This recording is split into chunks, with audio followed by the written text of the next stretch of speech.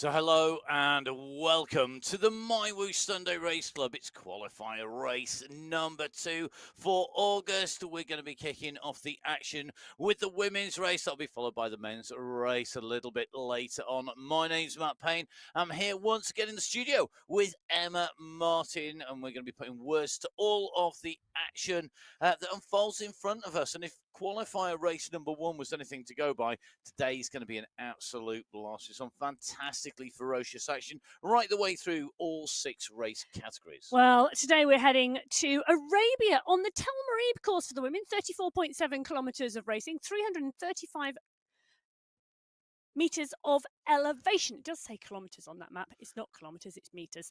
But we head through and out onto the course today, and we have 3 sprint checkpoints at 2.7 kilometers, 7.4 kilometers, and 30 kilometers. 2 climb checkpoints at 15.4. That's the top of the aquarium climb, and at 21.6. That's at the top of the Leeward Desert climb. Now, those average gradients at 2.5%. The aquarium climb, it is a much more steady state climb. The Leeward Desert climb, that first step is so steep. We then have a flat section before the final kicker to the top. Expect a sprint, I would say. The course record here held by Maria Holdcroft, 53 minutes, 33 seconds. It's going to be a fast one, so tighten those seatbelts, hold on to that popcorn, because we are about to go. And as we ready ourselves for takeoff, as your nominated head of stewarding in the cabin, I would like to say to you, do make sure you jump on board MyWhoosh. Make sure that you download on iOS, on Android, and of course on Windows, whatever is your preferred option for your in-flight entertainment. Make sure that you subscribe to the YouTube channel. Coming up first on our menu of things for you to view today are going to be Category 6. So if you've got the screen in the seat in front of you, or whether you are watching on your bike whilst racing, welcome. Let's get down to our riders. Now, this is qualifier number 2, so we don't have team competition as such, but that doesn't stop our riders proudly representing their team. Cycling District 6, represented by Jacqueline Almeida and Susanna Lopes. We've also got the Kitty Hawk Racing Moonpaw squad, Sonia Webber along with Jessica Hamilton, and the Kitty Hawk Racing Skyclaw team with Manon Holtman and Melissa Scriven, so 2 riders in each of those 3 teams. They make up but part of a good size race field here today. Yeah, they do indeed. And it is a huge race field today because we've got 182 riders on the start sheets today. And Category 6, well, it is one of our smaller race fields. Just 25 riders taking to the start line today. And if you are one of those riders taking to the start line, watching live, please do remember, jump in on board that Zoom room. We would love to see you racing today. Make sure you follow those instructions that come up on your screen. Rotate the camera to a landscape format. And, of course, make sure that your name matches what we're seeing on the screen. And we will try and bring the world into wherever you are racing. It's time to go racing. It's qualifier 2. Our first riders out and away from the pens here in the lovely verdant vegetation. There you go. That's today's phrase. Verdant vegetation around the sides and the just coming out from the water. A bit of greenery to start the day before we head out into those Tel Marib dunes and those rises. The climb through the aquarium climb, always a tough one. The Leeward Desert climb, also the same, but a whole variety of landscapes. And at the moment, it looks like Michels and Almeida, the 2 riders on the front, drilling it at the moment. Well, they are indeed. They know this is going to be a fast race today. And this is only the 4th time we've been to this Tel Marib course in Arabia for the women. The first time back in March this year. So the 4th time out, well, the riders who have been here with us since March will know this course, and they will have worked out how to race it. And Almeida, well, her opinion is we need to go out fast and hard. It is a course where for pretty much the entirety of the course, the draft is strong. So being able to ride the draft, stay in the draft, and utilise it to the best of your advantage is absolutely key. Now, one of the things we didn't mention, Matt, when we were talking about the course is the finish. And we can talk about this a little bit more as we get closer to it. But it has got a sting in the tail, this course. It's an uphill finish. Yes. Yes, it is an uphill finish, and that really does change how whether you're a sprinter, whether you are a ruler, whatever type of racer you are, how that plays out and how you put that race effort in, and getting your timing right. I think even more tricky on the way up that climb because you've got to launch at the correct place. But our riders have to get there in that leading group if they want to be up there. So as usual, in terms of prizes, 10 places scoring prizes in the overall race. When our riders get to the end of the line, it's a standard scratch race, so first across the line wins the race itself. Contained within that are our two competitions, our sprint competition, the sprint checkpoints, 3 of those today, each scoring 5 points along the way. We have 2 climbs, the aquarium climb and the Leeward desert climb. They also score 5 down to 1, and they count for the climb competition. The leader of the sprint competition will be wearing a green skin suit. The leader of the climbs competition will be wearing that polka dot skin suit. Well, last week in the Outer Loop course in Australia, it was Stevenson from Almeida, from Sarasu, from Narvaez and Solizano who took the top 5 in Category 6. You can see Trudy Stevenson tightly in the group at the moment. Melissa Scriven is there as well. Agadello, Julie Arno is on the start line. Oh, look at that, dropping straight in with Melissa Scriven into the pain cave. And that is what we like our riders to do. Yep, indeed, a little wave going back from the studio to Melissa there. But it is exactly what we love to see. So if you can join that Zoom room, get onto that camera, absolutely brilliant. And you never know, Matt might just give you a wave. I did indeed. I always wave to everybody. I promise you, if ever there is a cam of us above the rider, you will literally see me waving to every rider. It's One just day, polite. One day, the production team will do outtakes of Matt waving to everybody. Yeah, there's a lot of different waves goes on. Salutes occasionally, and probably a salute to anybody who makes it up to the top. Interesting comment coming in. Don't forget you can comment on the live stream. We do try to keep on top of the live chat on the YouTube. So if you're watching live and you want to get in touch, you've got anything you want to put in there, then dive on board and. For example, Henry is more like a wall finish. Not quite as vertical a wall as the walls in the pain cave of Jacqueline Almeida. Jacqueline, one of those riders, ripping it up from our race start and kicking away very strongly.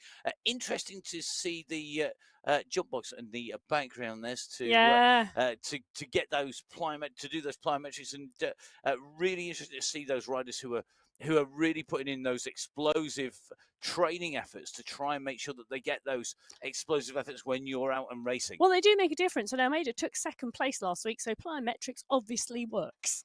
Well, there you go. You heard it here from Emma. The facts are there.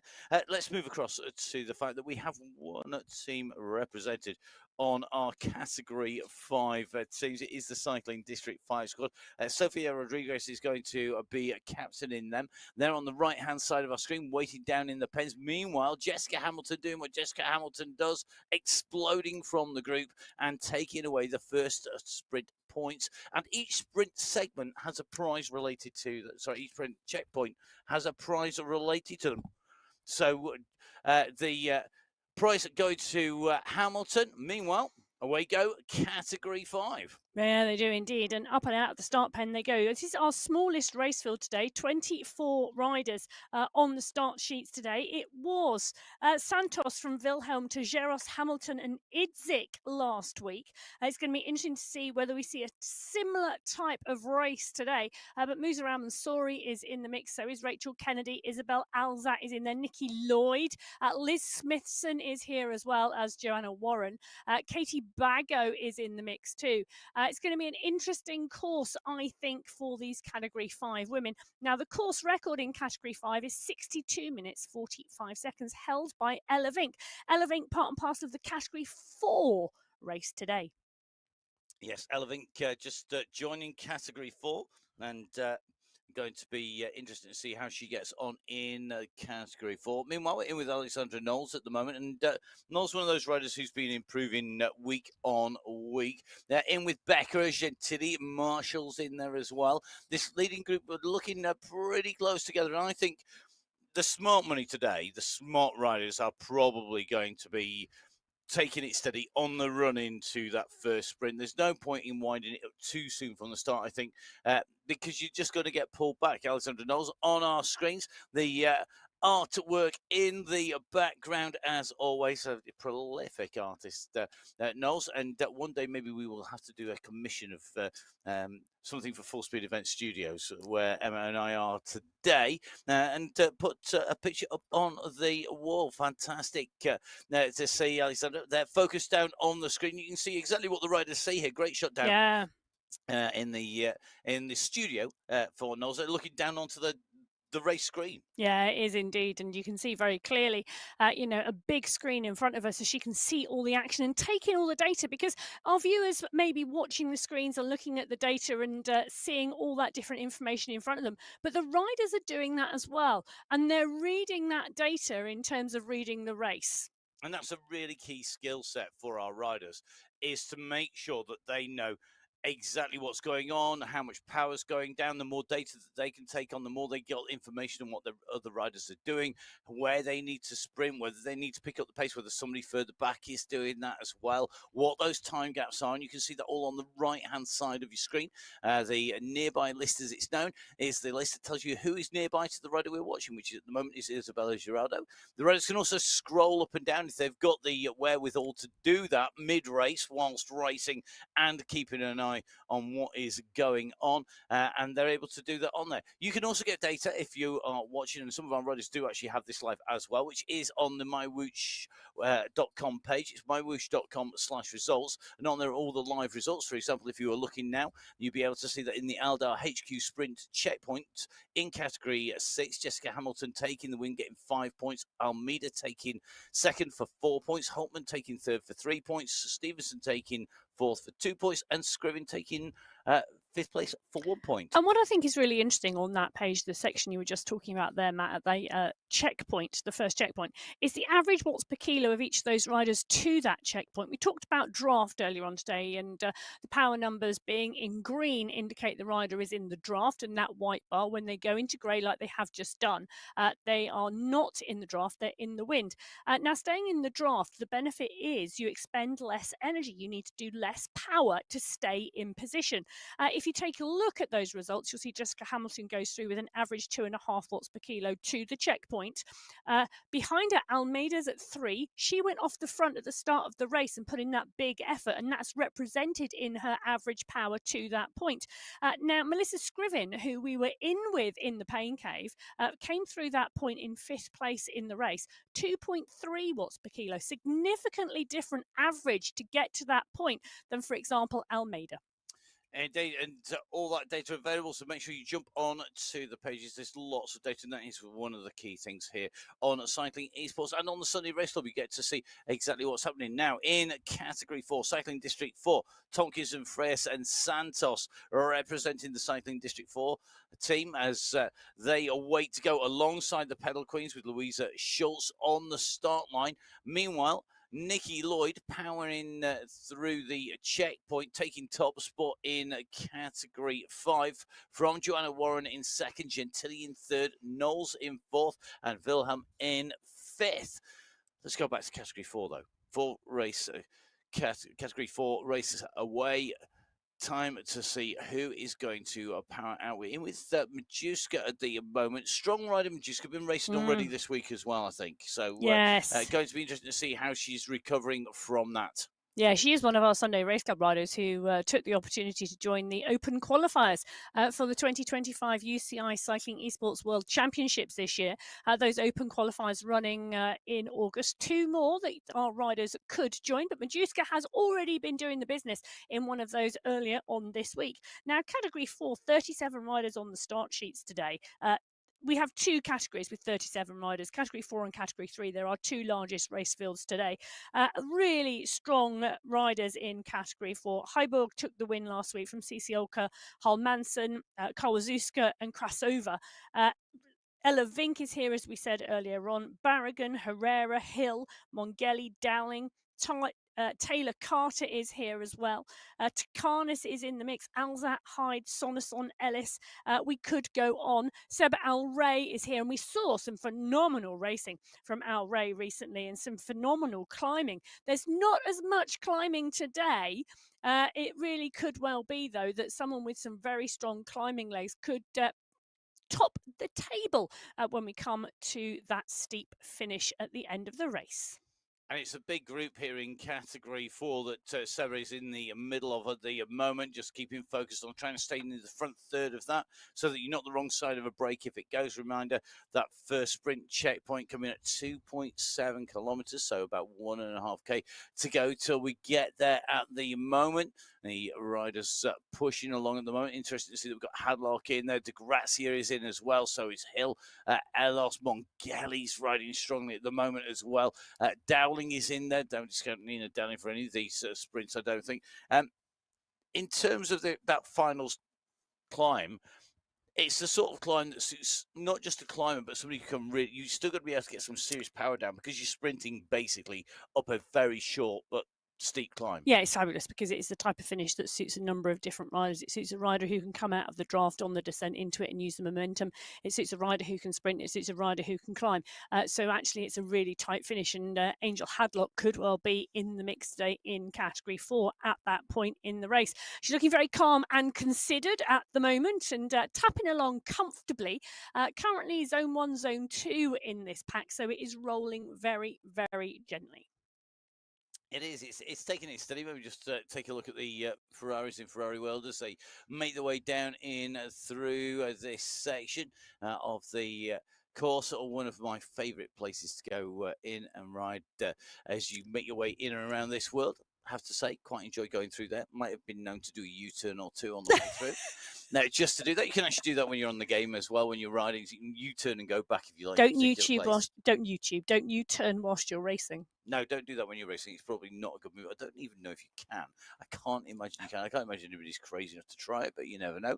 We're in with Catherine Montoya now. Catherine Montoya riding very strongly indeed, and a rider who we know is going to be in the mix. We're going into this sprint now. She's lifted the pace here to make sure she stays with the riders, just watching for those big kicks coming through at the moment as we make our way round here. It's really interesting to see other side of the roundabout we've got to go to. So at the moment we're making our way in through, take this left hand side of the roundabout, we go round. If we take a left turn back out again, it's going to be about getting that sprint down at the right time, kicking your way to the front of this group at the moment. Remember, it is about first across that checkpoint. Absolutely key at the moment, and Hadlock right up at the front here. So let's see who's going to be able to take this out. Who's going to have the kick to go over that line first? It's going quick to that line. Hadlock's just gone at 12 watts per kilo. She's got a little bit of challenge coming, but I think it's going to be Angel Hadlock who goes over underneath that banner first. It is indeed. She put in a nice big dig that took the momentum through. Nobody able to challenge her. Great job. So Hadlock from Hamasan, from Majuska, from our right, and Kawazuska, the top 5 riders in Category 4. Following them onto the course will be the Category 3 riders. We have our teams that are represented here today. Crank the Cake represented by Patty Keinberger. We have Liliana Silva representing Cycling District 3. The Freewheeling Spirits are represented by Valentina De Segna. We have Team Golden Light represented by Golden Light, and Riot 3 with 4 riders, Bulawa, Sanchez, Real, and Brooke. They have strength in depth. Can they use it today? They're out on to the course. We're in with Helen McKay in Category 3. We are indeed, as the Category 3 riders take that right turn out of the start pens and onto the boardwalk. There's a big push coming on the front here, making sure that everybody gets up to pace very quickly. Carmen Yu, I think that was. Carmen Yu is indeed, as we see that right-hand turn being taken. Vochkova is there as well as Sopas, Young, Brooke, Salgado is in the mix as well. 37 riders on the start sheets in Category 3.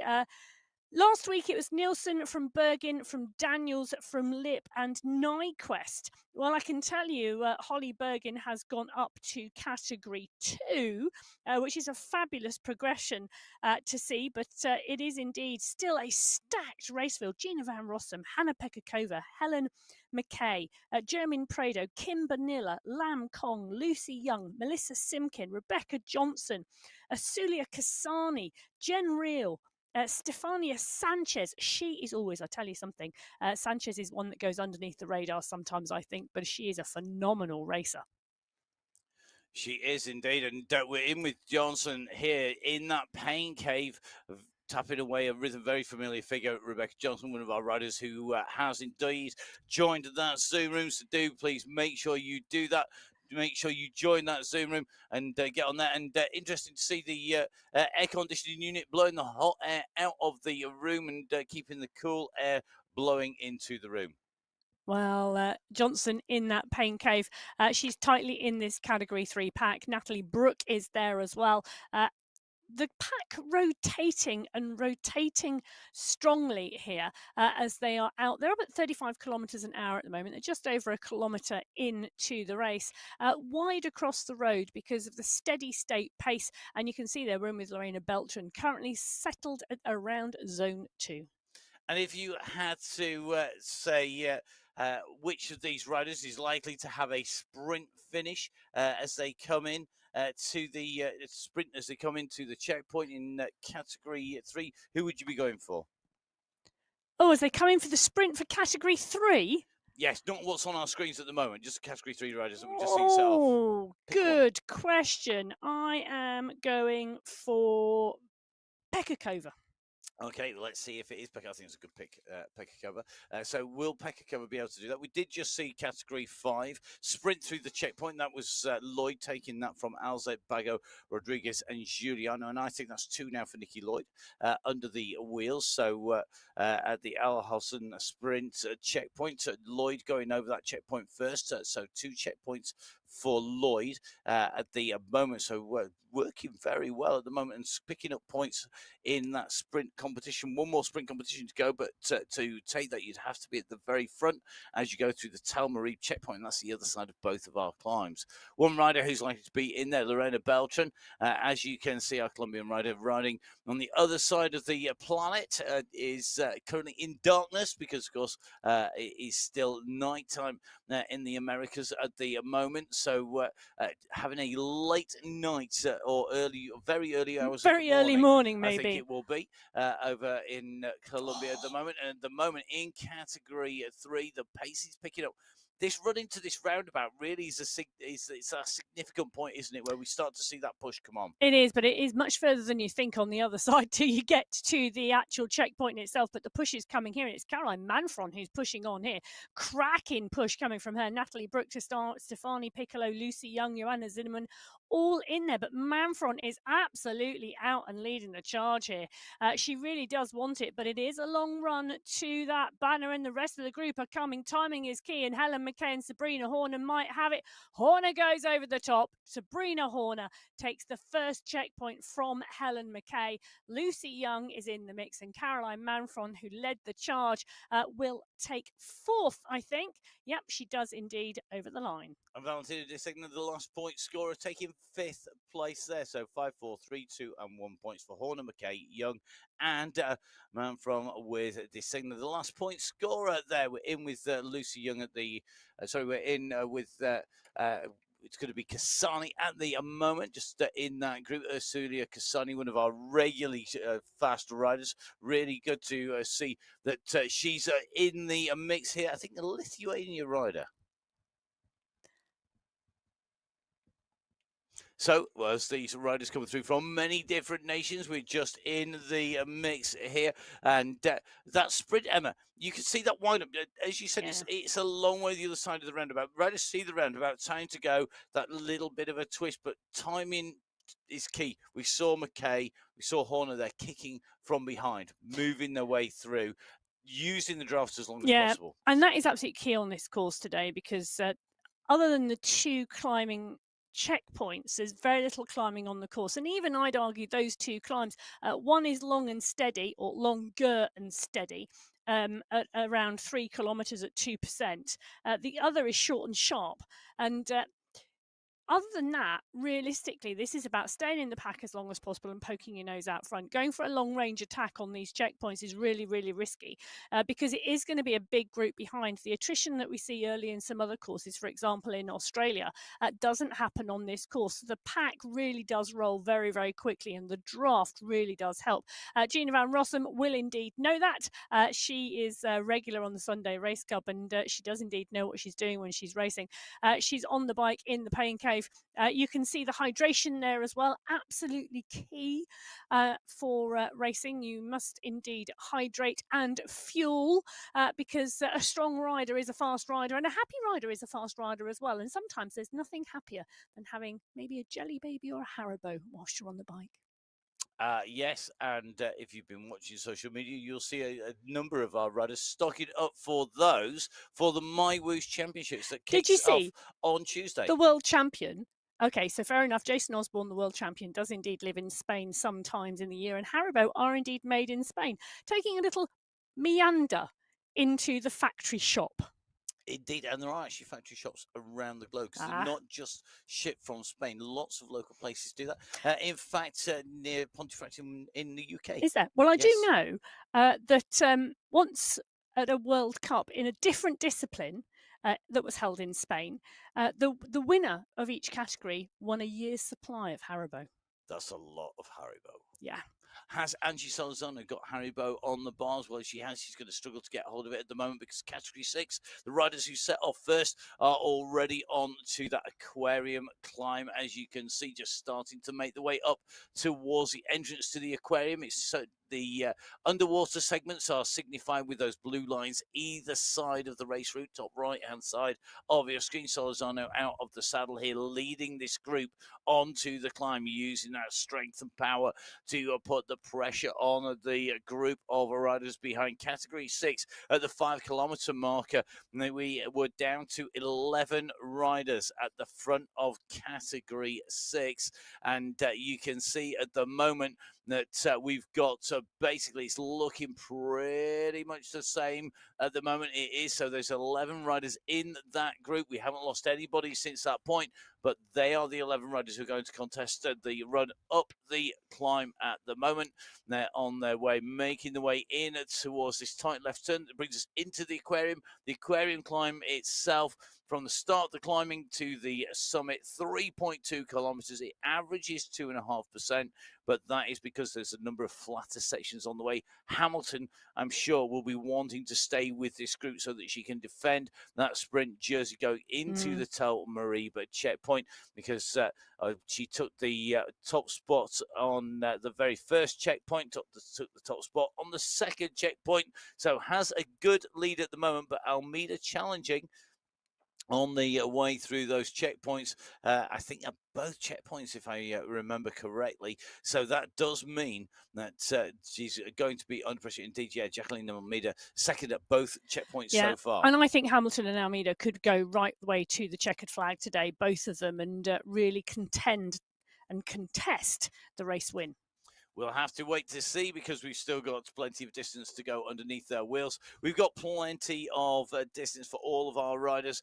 Category 2 are the next riders to start those wheels turning, because we have got them lined up in the pen waiting to go.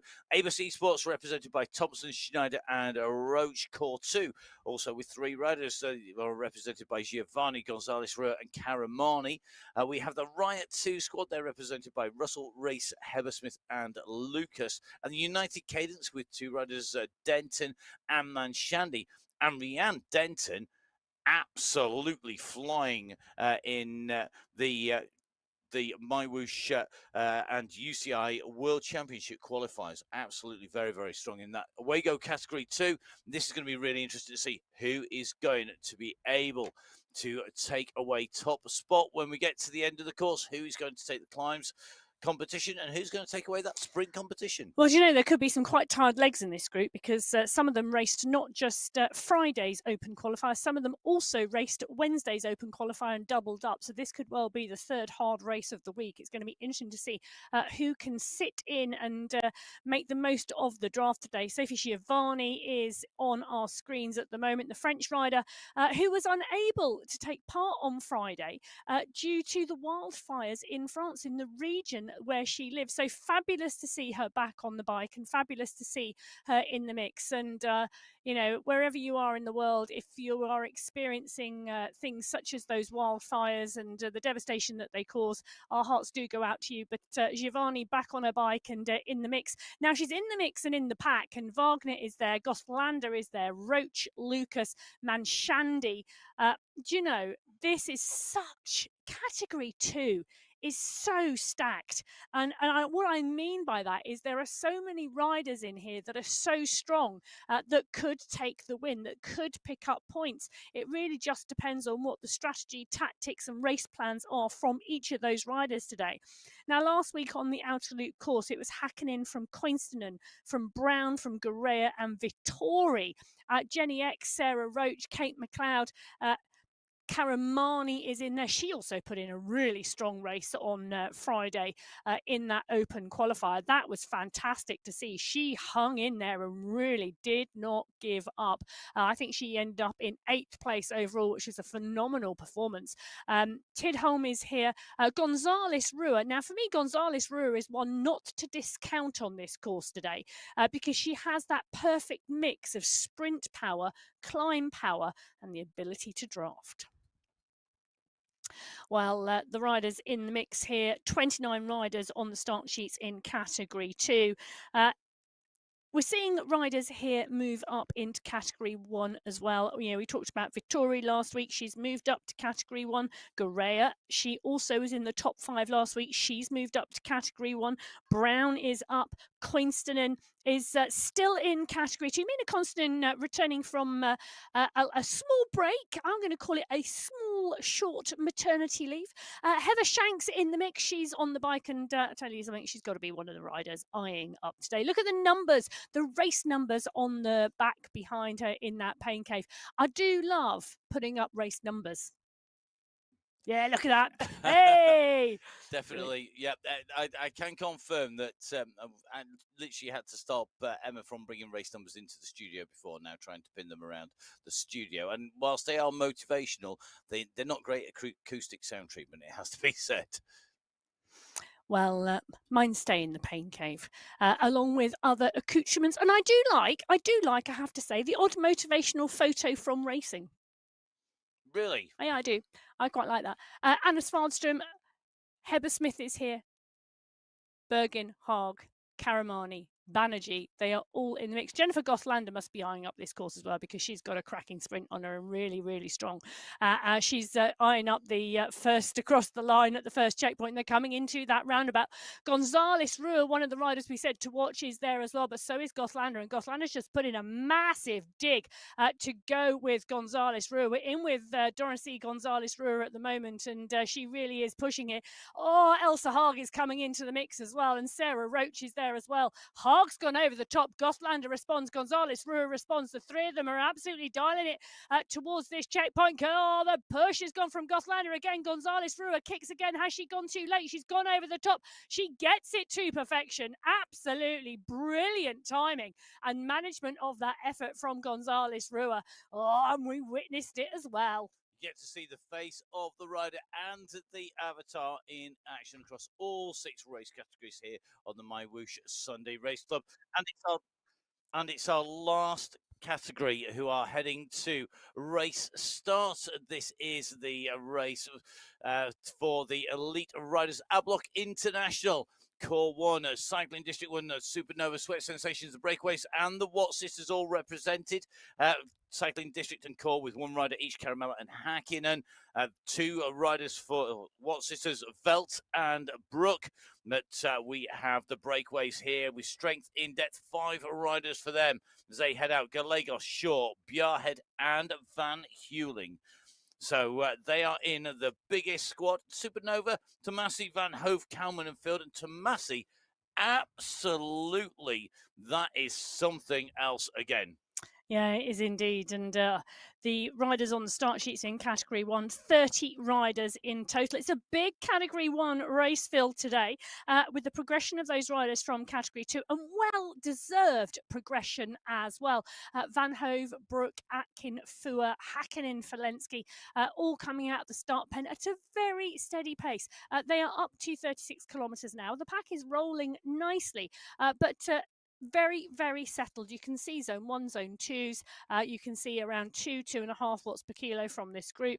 They are rolling out of the pen with a, how should we say, a steady start today. Steady. That's a good word. That is a very good word. Steady start. Jane Atkin, Mel Bruni, Sylvia Gurrea at the front of this group. Interesting to see how they go. I think it'd be very interesting to see how the riders continue onwards when we're talking about potentially the climbs, because Tomasi has shown she's on super form on those climbs. Yeah, she is indeed, and I just think they're too short. The aquarium climb really is, for me, not really going to break the group. We might see one or two riders go off the back of the group, but we're not going to see a small group go away.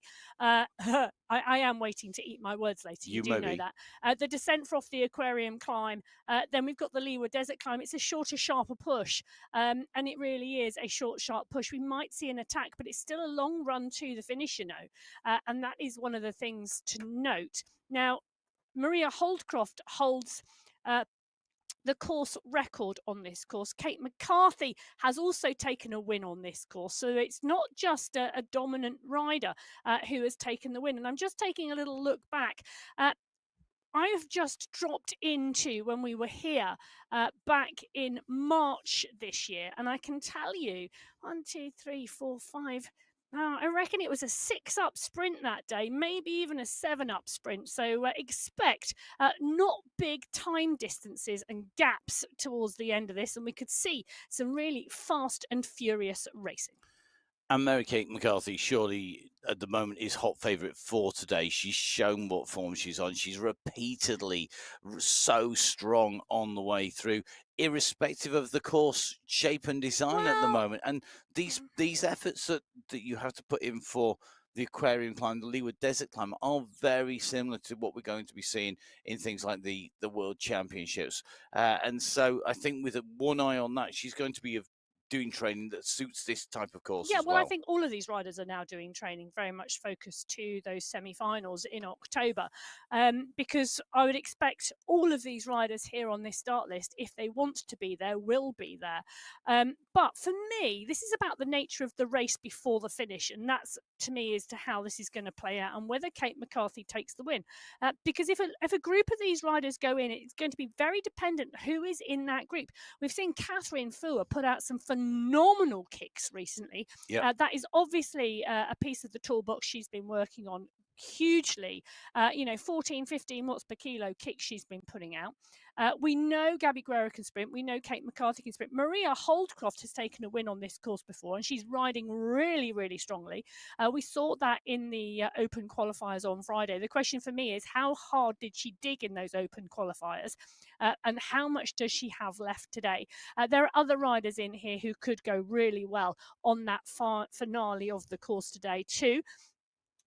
So it's going to be a great one to watch. But right now, it's the first checkpoint that's key here. And Mika Soderstrom is absolutely dialing it. The Swedish champion. She's not just the Swedish champion in esports. She's the Swedish champion on the road as well. She, too, has a phenomenal kick. And she's proving that today. She's the first rider to go through the checkpoint in Category 1. She puts on that green skin suit. Now, the Aldar HQ Sprint. Interestingly, we were talking about the steady state pace of the Category 1 riders. Well, I can tell you, Mika Soderstrom might be the first rider across the line in Category 1, but she's the 89th rider to that point in the race. And that gives you an indication of which groups are riding faster. In front of her, Category 4, most of the Category 4 riding faster than Category 1, so is Category 2 and 3. You can see that by the times that are on your screen. So it took 4 minutes 30 seconds for Mika Soderstrom to reach that point. Meanwhile, 4 minutes 12 seconds, that's how long it took Category 2 and Category 3. 4 minutes 19 for Category 4. And in fact, Category 5 will move in quickly as well. They were only 5 seconds behind Category 1 to that checkpoint. Well, I can tell you, Nikki Lloyd, who went over the fastest in Category 5, would have placed third in the Category 1 race. And it shows you just how quickly they're moving. In fact, Category 5 and 6 are moving so fast, they've gone over the top of the aquarium climb already. Category 6 were the first riders to reach their time to reach that point. Finucci and Sarasu taking that 30 minutes and 48 seconds. So it's Sarasu from Solorzano, Stevenson, Hamilton, and Barco over the top of the big aquarium climb, our biggest climb of the day for Category 6. For Category 5, it was Becker from Marshall, from Tijeros, Co and Alzet. The fastest time for them, 28 minutes and 9 seconds to reach that same checkpoint. Well, Jay Atkin, the rider on our screen at the moment, she came into the Sunday Race Cup not that long ago, joining into Category 2. She's quickly progressed and taken a win in Category 2, earned her right to be on the start sheets in Category 1, and she's now comfortably within that group. We switch over to Category 4 because this is coming towards the top of the aquarium climb here, and the Category 4 pack are now hard at driving to that checkered checkpoint, and it's Heiborg from Kawazuska from Barragan in the mix. The polka dot skin suit going onto the shoulders of Larissa Heiborg. So Heiborg scoring 5 points for taking top spot there and getting that skin suit, as you can see on your screens. Barragan taking 4 points for second, Kawazuska 3 points for third, Angel Hadlock taking 2 points for fourth place, and Veronica Cisioka taking 1 point for fifth place. Montoya, Stammen, De Gracia, Hill all chasing hard, and it's still a big group. It is 21 riders still in that leading group in Category 4, though you can see the number of riders off the back of that Category 4 pack on the top right-hand corner of that Category 4 screen. Well, we are dropping in with Category 3 because they are not that far behind the leaders in that Category 4 race. They too are on the aquarium climb. The pack is rolling and the pack is climbing. We've got 1 or 2 riders just distance off the back in Category 3. So the 31 riders that were in the group at the checkpoint, the sprint checkpoint, should I say, not the climbing checkpoint, we haven't come to that yet, are on their way to that first climbing checkpoint. They are indeed. So Category 4, interestingly, the Category 4 race started off with 25 riders in contention. Once we'd gone through the first checkpoint, 25 riders at the first checkpoint. By the time we got to the aquarium climb, she had 4 more riders from that group, down to 21 riders at the top of the aquarium climb. Only a small level of attrition once we got up and racing in earnest between the first checkpoint and going into that aquarium climb. It is the biggest group on the road to go over the top of the aquarium climb so far. Category 3 should eclipse that in theory. The first checkpoint, they had 31 riders still in contention after they'd gone through that acceleration and that easing off. We'll see how many are left in that battle when they reach that stage. Yeah, so 15.4 kilometres is where that checkered point is, and we'll see this group start to push very, very shortly. They're now within the final 1,000 metres till they get to that banner. The little bit of the wide group across the road starting to get a little bit more arrow-like at the front because the pace is now picking up. Kasani, Daniels, Soper are all in the mix, and they are indeed pushing now on the front of this. Emily Soper comes to the front. Stefani Sanchez is up there as well. Melissa Simkin is in the mix too. This is a really interesting push now on the front, and we're seeing 1 or 2 riders start to get into trouble on the back. And that is where we're going to see these riders being distanced once the pace picks up. And the tradition, the best way of racing, the way up this climb is to go hard at the top, and it's very much the case in all of the climbs. If you push over the top, that's where you're going to do the most damage, because you can push into the descent and gain momentum and speed whilst others are still ascending. That's how you open the big gaps, so you can use that energy wisely. Then that is great. Unfortunately, you're not always the master of your own destiny on a climb, because there can be somebody pushing the pace at the front and causing you to lose ground and to lose distance. You can see top right hand side of your screen, those blue discs that represent each of our riders are now spread out on the climb. The leading group are the ones that are dead center of the radar view. That's the big bunch behind there. You can see 1s and 2s being distanced off the back of this group. Be interested to see not only who takes the prize at the top for the segment, who takes the maximum points and the rest of those points, but also how many's left in this group, how many are in contention, because of course we run from this down into that descent. very quickly across the flat on the lowest point of the course and into that leeward desert climb, which is short, it's sharp, and it's nasty. Well, Kasani, Daniels, De Silva, Sopers, Sanchez, Kindberger are all the riders to the fore of this, and the push is now coming. The banner is just around the corner. There it is, and Kasani sees it first. Will Kasani go underneath first? I think she will. I don't think Sanchez is going to catch. So Asulia Kasani goes underneath the polka dot checkpoint first. She's going to put on that jersey. Sanchez in 2, De Silva in 3, Daniels in 4, Sopers in 5. Strong pack. 19 riders I have in that group going through that checkpoint together. A small group a little bit further back, just another 4. So I think we're going to see 23 riders come together in that category 3 pack. So let's see if they can get back on again.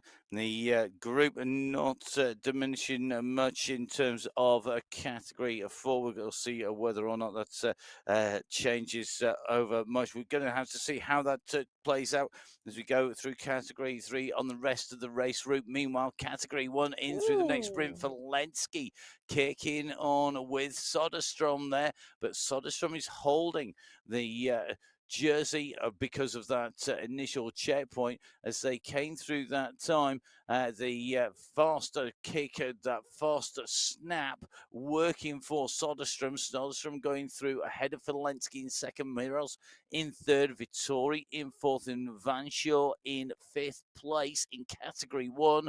Those are the times, though, and you can see once again category 2 and category 3 are faster than category 1. Category 4 now just a little bit behind on time, only about 8 seconds or so as they hit that checkpoint. And it shows you that category 1 just starting to speed up and starting to get that little bit closer. Yeah, they are indeed. Soderstrom this time going through in 54th fastest time overall, up from 80th last time around. The category 1 pack still rolling very, very steady. They've come back down and settled yet again wide across the road. Zone 1, Zone 2 for the category 1 pack as they steady roll through this course. Francesca Tomasi should be really pleased about this, I imagine. I don't know, maybe she'll give us a nod or a wave or a shake of the head. But you know, after such a hard race earlier on in the week where she was absolutely dominant, good to see her in the pack here and taking on board some fuel because the steady state will not remain. She knows that, we know that, and it will get a little quicker.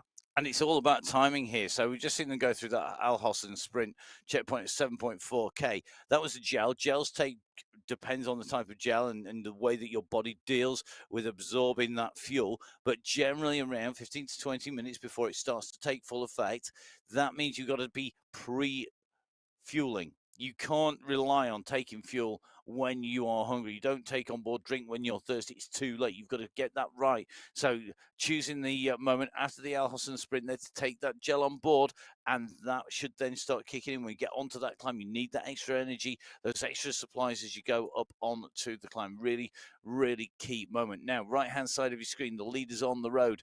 At the moment, you can see we no longer have those 11 riders that were leading in category 6 as the initial point. We are down to 4 riders now, and we've reached the 22.9 kilometer checkpoint. And at the moment, those 4 riders, Solizano, Sarasu, Agadello, in the mix here. And interesting, Sarasu with that with the polka dot skin suit there. But Hamilton at the moment distanced, but distance not just from the group, but also from Almeida. Almeida, the nearest challenger in terms of the sprint competition. Yeah, and I think the climate competition has been really quite interesting because Fanucci Sarasu was the rider over the aquarium climb in first position. Solizano, the rider over the Leeward Desert checkpoint climb in first position, but obviously not scoring as many points as Sarasu in the first climb. And overall, the polka dot skin suit going to Fanucci Sarasu. So that's a really interesting move. But Stevenson, Agadello, Sarasu, and Solizano, the 4 riders currently in this leading group. It is. I'm just doing a double check. It's 13 seconds back to Almeida, 57 seconds back to Hamilton. and one sprint checkpoint left on the course at 30 kilometers. And the big points are going to be mopped up by these four riders in front. So once those points are added, potentially it's only going to leave 1 point for Almeida to garner over Hamilton, but it will be then about what has Stevenson, Agudelo, Sarasu, and Solazano done on those sprints previously, and what were their point scores on the way through.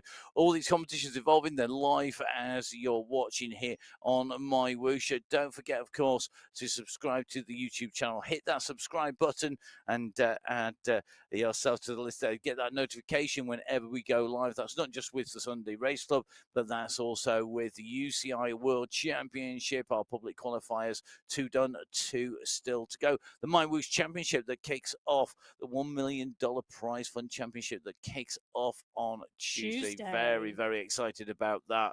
Really looking forward to seeing how that unfolds. Stage racing with big prizes, with all 6 categories eligible for prizes, their own prize funds. That's going to be really telling in that. So do make sure subscribe and watch. Well, category 5, we've got 6 leaders in the front of this race. Tejeros is there, and she is in the mix. Actually, I'm just taking a little look here. I'm just wondering whether we haven't got a little group further down the road. So this is indeed, look at that, 2 riders. I did wonder. Knowles and Marshall clear down the road.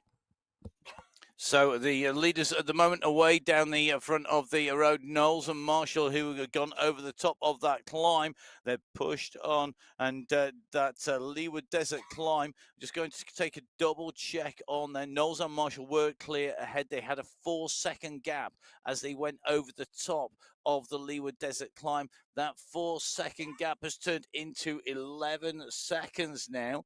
So they've pushed on in category 5. In category 4, the riders at the moment are at that 22.4k. This is the end of the descent from the top of the Leeward Desert climb.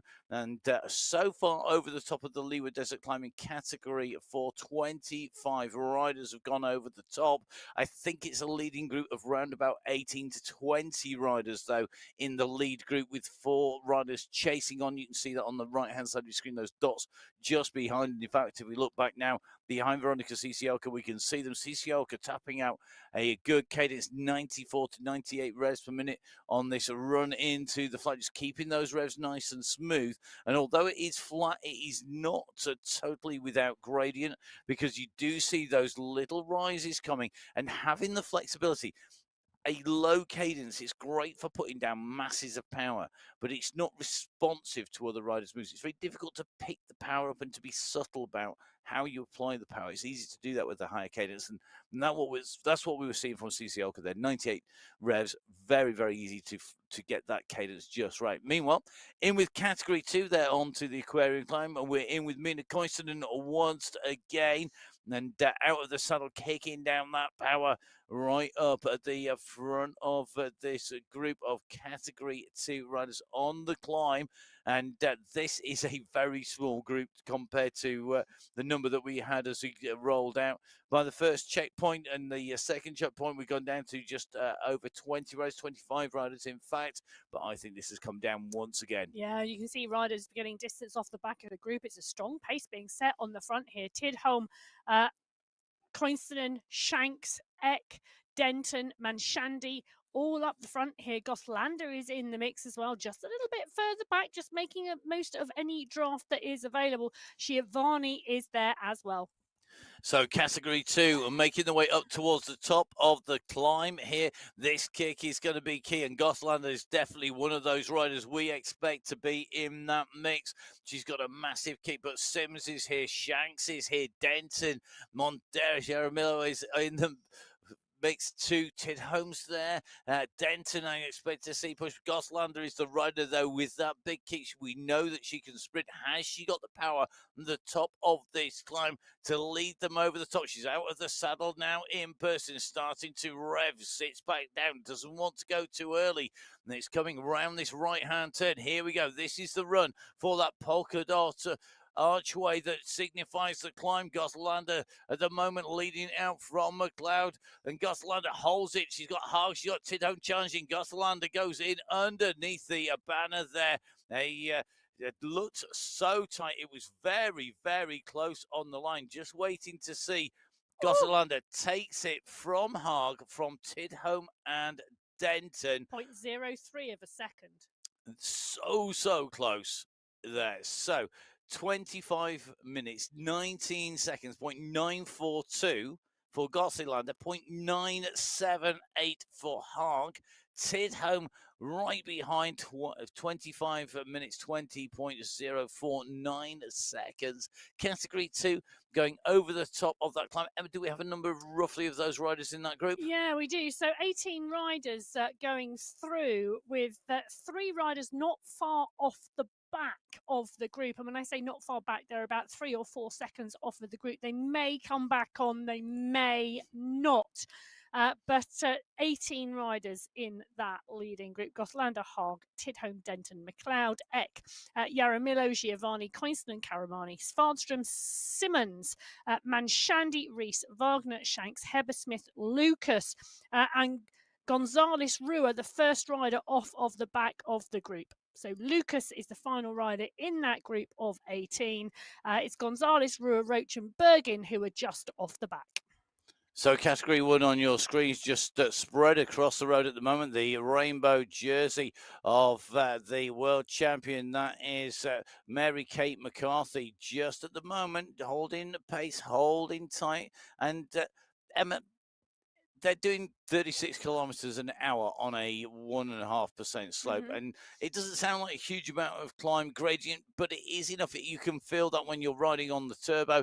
And it will take its toll. We're waiting to see what happens when we go onto this steeper sort of upper section, but it will be, I suspect, a kick over the top that's going to separate the group. Yeah, I think so. I think when we get to the final stages of this, we'll see a push like we've seen in some of the other groups. We might see 1 or 2 riders go off the back like we did in category 2 on the way up the climb, because the pace will be strong. They're sitting at around 5 watts per kilo at the moment, and they'll hold that pretty much for the climb until we get to those latter stages, and then we'll see a big push. Like we did in category 2 where Goslander sprinted at the top of the climb. You saw her waiting and waiting and waiting in the pain cave. She didn't want to do too much, but she wanted to do enough. And, well, that could be what we see here as well. So category 1 on the way up towards the top of the climb. The furthest riders down the course at the moment, category 6 of riders. Just a little bit of news from the front, as it were. 4 riders leading. Last time we saw them, there are now 5 riders come back together. They're at 27.5k. So they still have a fair distance to go to that 35-kilometer mark. The 5 leaders together with Almeida joining. So now in a position potentially to push for the win. But 27.7k, the next key moment for Almeida will be that checkpoint. She'll be looking to steal points from Hamilton and take a maximum point score. And she is the strongest sprinter in that leading group in category 6, the furthest down the road. Behind them, Knowles and Marshall in category 5 are the 2 leaders in category 5. You can see them on your screen, and they are coming up onto the wheels of the race leaders. With them, guess who's there? I'm back. It's Jessica Hamilton. Hamilton is going to make this a group of 6 leaders in category 6, and it means that battle can recommence between Hamilton and Agadello, potentially for the sprint. And that, for me, is almost a bit of a missed move here by the category 6 riders. If they let Hamilton get back on, they have all of a sudden opened the door for Hamilton to sprint for a win. For not just the sprints, but the overall. And what's really interesting is Jessica Hamilton is pushing on to get onto the back of the group, because that checkpoint coming up at the 30-kilometre marker, she's got 1,800 metres to sit in that draft before she has to get her nose out in the wind. The timing is almost perfect for her. Alexandra Knowles currently leading that category 5 race. Marshall has been working with her. They've got a 13-second gap on Rachel Kennedy. Kennedy is with the Chasers in category 6. She's also with a number of other riders in category 5 as well.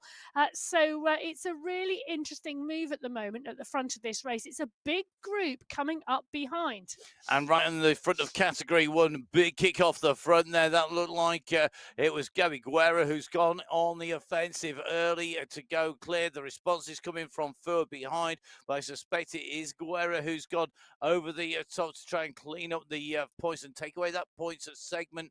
The climb segment prize up for grabs. And at the moment, category 1 are absolutely rocketing up there. Interestingly, watching these riders coming to the top, Guerra goes over, Tomasi goes through in second with Fua in third.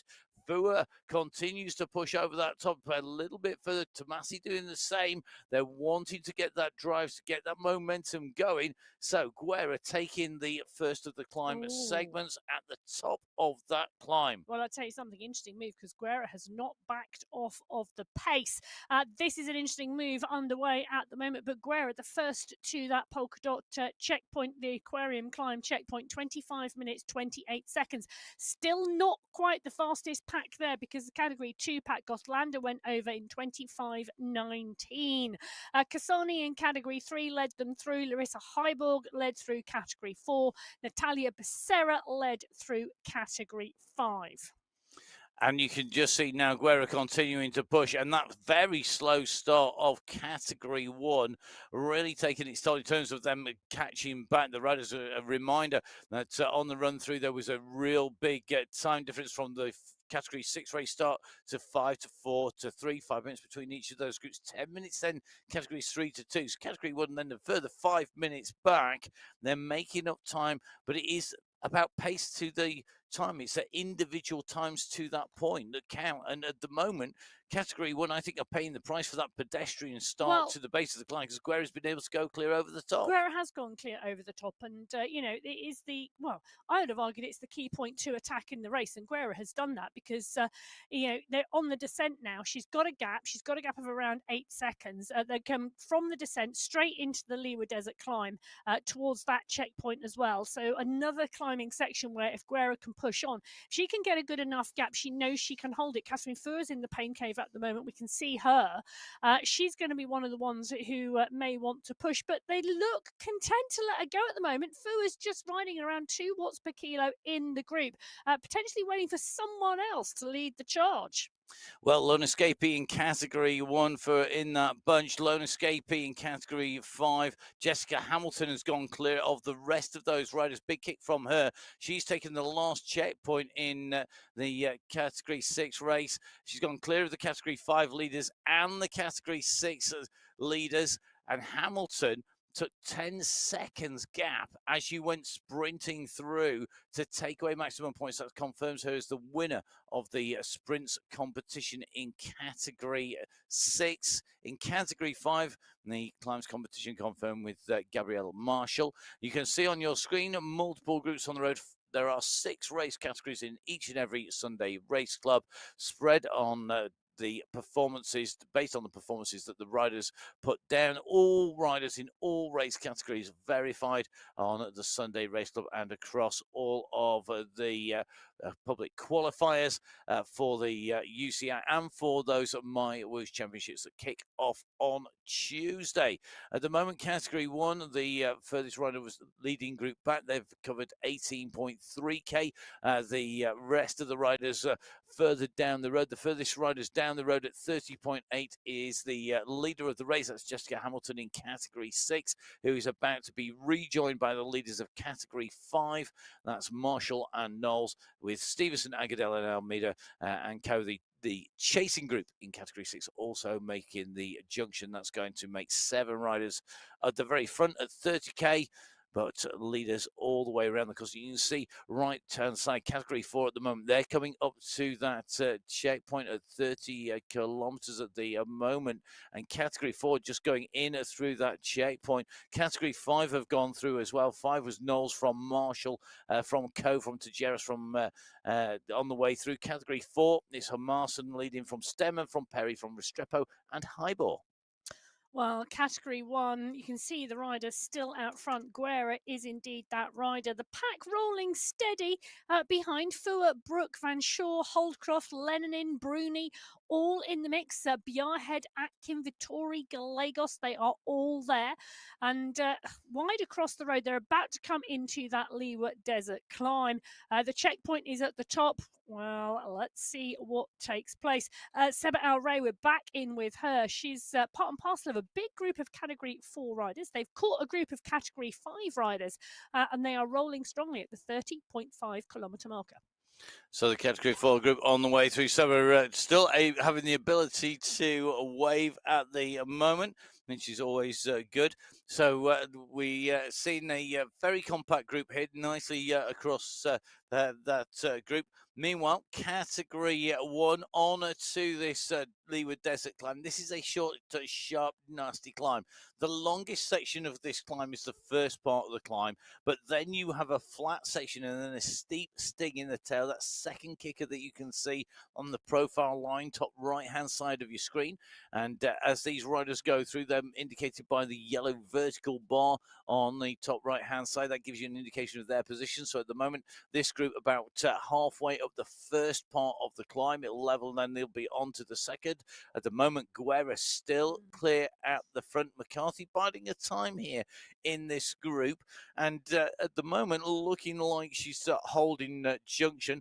Interesting to see how these riders who move up through the groups perform as they're in here. Alberg, for example, or Moroz as well. Interesting to see she's really going well here. Yeah, and it is, isn't it? And this is a great course, actually, to join Category 1 on for your first race.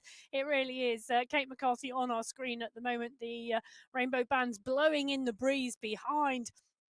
She's with Tomasi and Gallegos, Miros as well. Lethbridge is paying close attention, but the gap now to Guerra, 21 seconds.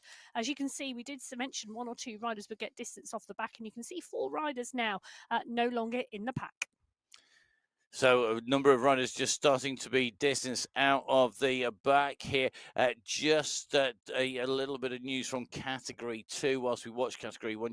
Jennifer Goslander took the Leeward Desert Climb where Category 1 are now. And that means that she would take away the Queen of the Mountains jersey because she took the win on top of the Aquarium climb and has taken the win in the Leeward Desert climb. That's Category 2, but let's stay with Category 1 at the moment as the riders in the chasing group hit the flat section. This is where they can pick up speed, use that draft to their advantage if they choose to do so. Guerra at the front is also on the flat, and based on their relative speeds, and the gradient, and they're both on flat sections of ground, the gap 25 seconds based on the relative speed. Guerra doing 42k an hour into the climb. The rest of the group on the start of that flat section were doing 32 kilometers an hour. Now they are picking up speed to 37. Be interested to see what speed they're doing as they start to hit that climb. Guerra had a 25-second gap. It's gone out now at the moment, but we're going to have to see what that is as they go over the top. This is some serious move.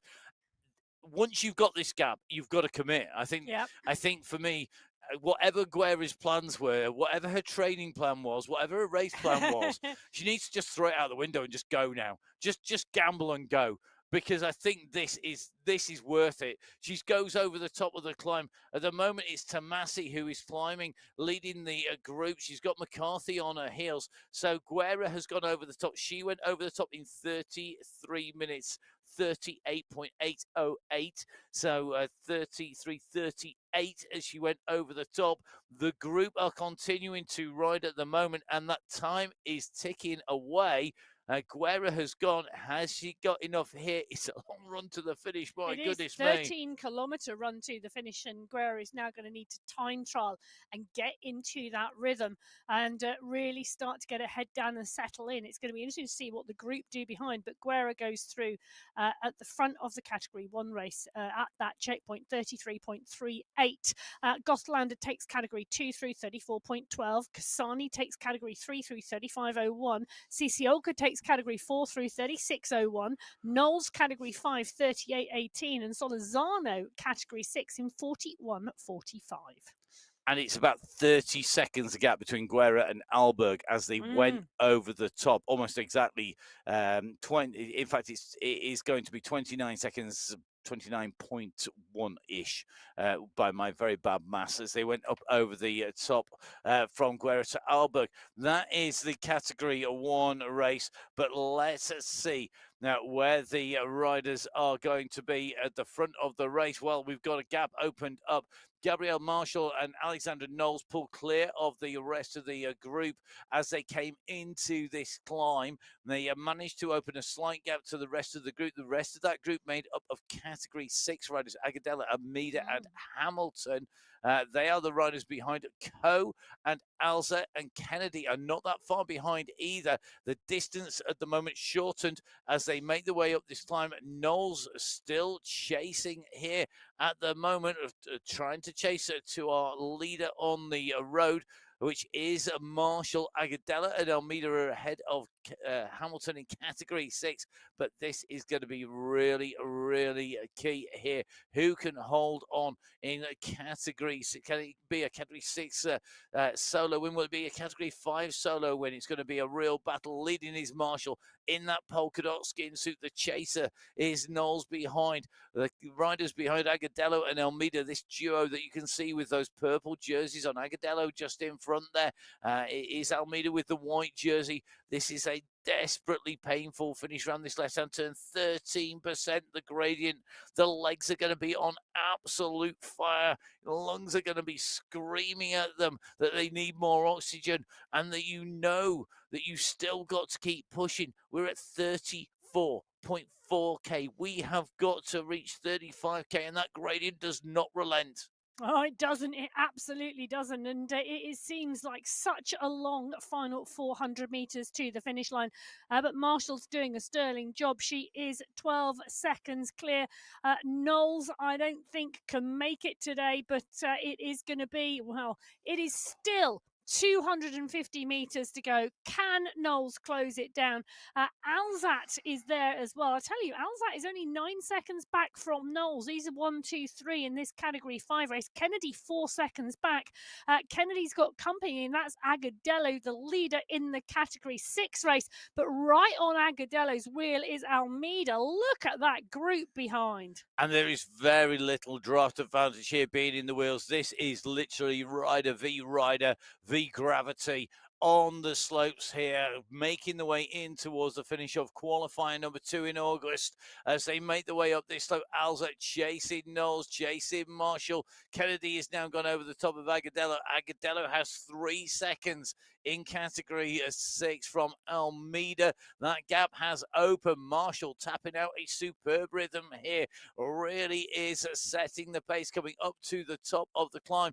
It's now 400 meters to go, but I tell you something, this is going to feel every one of those meters. Here we go. The banners are coming up at the top of the climb. It's the UCI banner that those riders are looking for. MyWhoosh, the UCI partner for 20, 24, 25, and 26. Gabrielle Marshall is going to come to the line. She's going to take the race win here on the MyWhoosh Sunday Race Club. It's August. It's qualifier race number 2. Your race winner, Gabrielle Marshall, here on MyWhoosh. Yeah, what a cracking job as Alexandra Knowles comes across the line for second in that Category 5 race. Isabel Alzat on our screen at the moment. You can see the effort on her face from that final climb. Over 13% as she works her way up into third place, just staying clear of Katerina Coe on a late charge for 4th and Rachel Kennedy for 5th. And Agadello is coming in here for 6th. Category 6, it's going to be a win in Category 6 for Juliana Agadello. Agadello goes clear of Almeida on those slopes. She opened up what was nothing to a 12-second gap as Catherine Montoya in Category 4 sprints up to the top. She's gone clear of Philippa Hell. Montoya is going to take the win in Category 4. You can see her on the screens there. The skin suit goes yellow.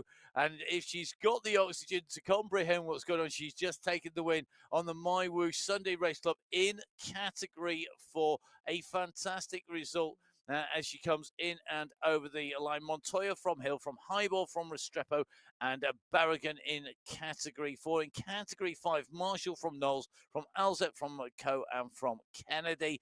And in Category 6 so far, it is Agadello from Almeida, from Stevenson, from Sarasu and Hamilton. Sarasu taking the mountain climb jersey, Hamilton taking away the sprint jersey. Well, I can tell you, Catherine Montoya's just set a new course record. The first time a Category 4 rider has gone sub 1 hour. 61 minutes was the previous course record, 61:30 to be precise.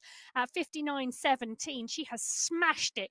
In fact, I'm just scrolling back through the Category 4 pack, and the top 18 riders all under the previous course record. That was one fast race in Category 4.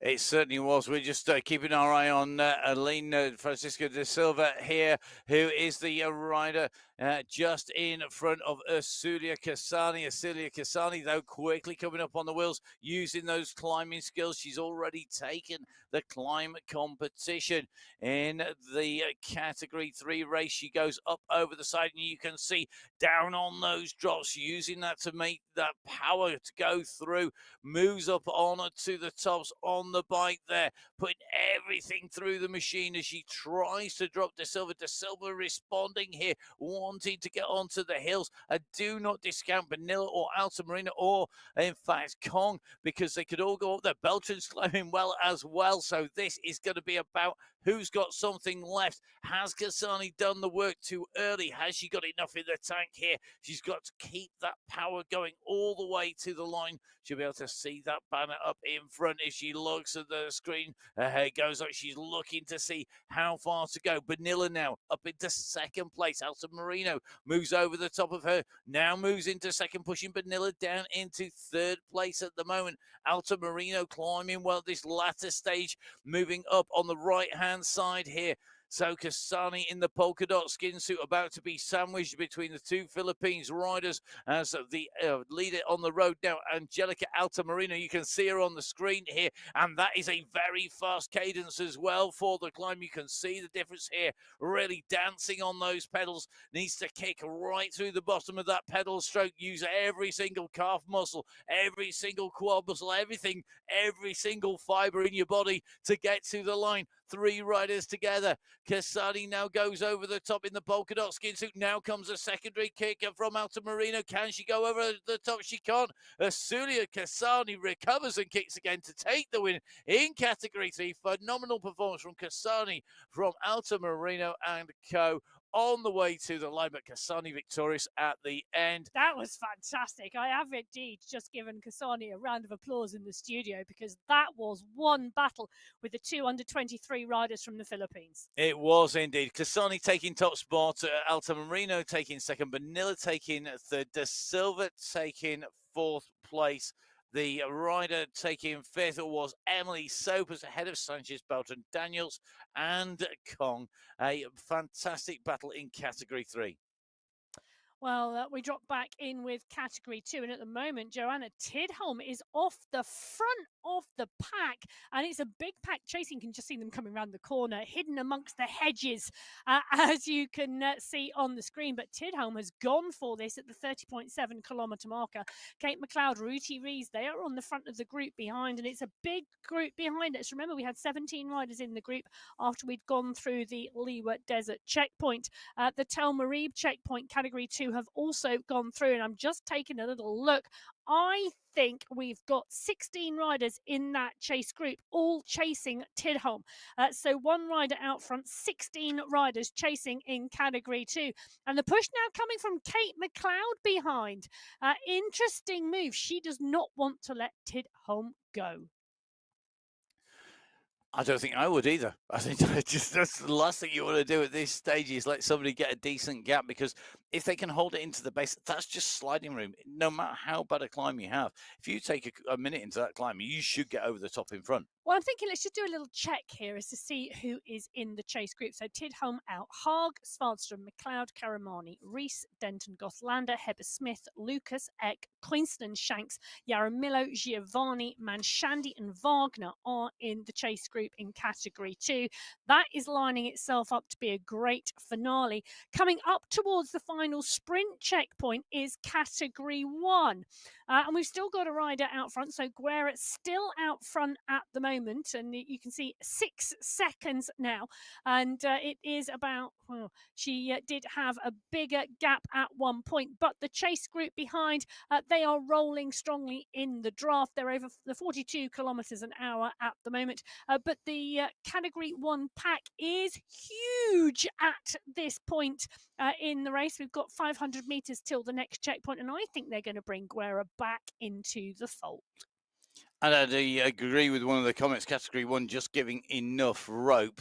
That's one of the comments in the live feed. Don't forget you can join the live chat on YouTube, and we do try and keep a track of that on the way through, in as well as covering all 6 race categories and all of those competitions on the way in and through. But I do agree, it is just giving enough. I think they're trying to play this smart, let Guerra wear herself out, because they know how explosive. And this race finish, it is suited to Guerra. You know, it's a sharp, punchy, short climb that's steep, that's hard, that's a brutal climb. Unfortunately, it's also suited to Mary-Kate McCarthy, which means that even if they came together, it would be tough. Now, well, can I tell you one of the other riders in here who's a little bit under the radar? And I think that's Lethbridge. She's come up into category 1 from category 2. Though you can't discount, she's a great climber. Yes. Still think it's too steep, though.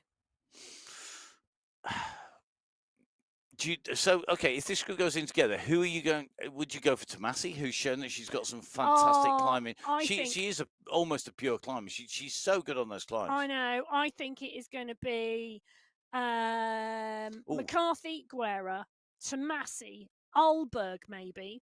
Fua will be in there somewhere as well. That was me hoping for an accurate top 3 prediction. We're just going to get the whole group on. Because no, realistically, I'm going with 5. Yeah.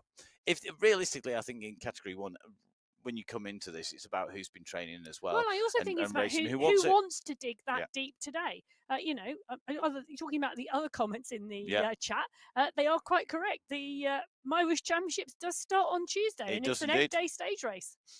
So, category 1, Guerra in the fold 1 group all together. Category 2 at the moment, well, we have our lone escapee, Joanna Tidholm, at the moment 36 seconds the gap for her, clear of the rest of the riders. It is yo-yoing a little bit on the way through, between about 36 and about 45 seconds, dependent on the terrain and the speed of the riders at the time, but it's not yet hit that minute marker. But I tell you something, Tidholm is really pushing on here. 4.5, 4.6 watts per kilo is what she's busting down. The group behind are doing 2.5 to 3, and even with that draft advantage, the gap is going to be going out, and that is really, really critical, isn't it?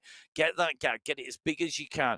This is going to be real pursuit style. It's going to be them versus, it's going to be the gang versus the solo rider, really, here. The individual ride of Joanna Tidholm here, chasing victory, heading into the climb. And in that group now, it is starting to pick up. And with 38 kilometres an hour versus Tidholm's descent here at 46. But that's deceptive as they make the way onto the climb. So Tidholm hits the rise for the first time here. It now goes up all the way to the summit, up to the finish. She's got 900 or so metres to go to get to the top. This is going to be critical. What can the riders behind do? Can they close this down? It's a big gamble. As she hit that slope, she had that gap. It was sitting out there. Will that gap that was about 45 seconds at that point be enough? Well, it is a good question. They are coming towards the finish, but I tell you something, that climb is so steep. But I do think, well, I would put money on now that Joanna Tidholm has done enough. One rider clear of the chase group, but it does depend what happens in this group behind and whether Tidholm has the legs to hold them off to the finish. The pack behind are now coming in fast. Manshandi, McLeod, Rees are all there. McLeod took the lead. She took the charge in trying to close the gap down. She's on the front of the group, but the group group are coming to sweep her up. There are some really strong riders in this chase group, but the question is, can they close down the gap that Tidholm has? I'm going to stake a claim and say no. Well, I don't think you're necessarily wrong. Kate McLeod leading the charge behind 6.5 watts per kilo. Tidholm at the moment holding 6. She's accelerated. She's put more power in as she's going on the climb. Tidholm on the left-hand side of the screen. McLeod on the right-hand side of the screen.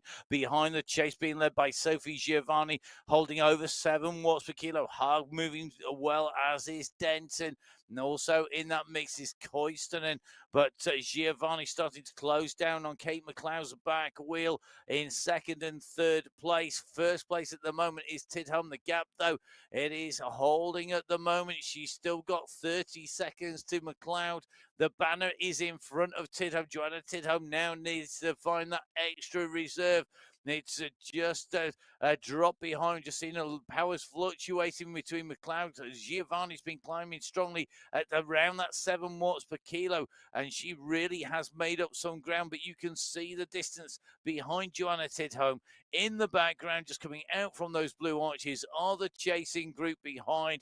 They gave her the distance, they gave her the space to race, they gave her the space and the time to push on.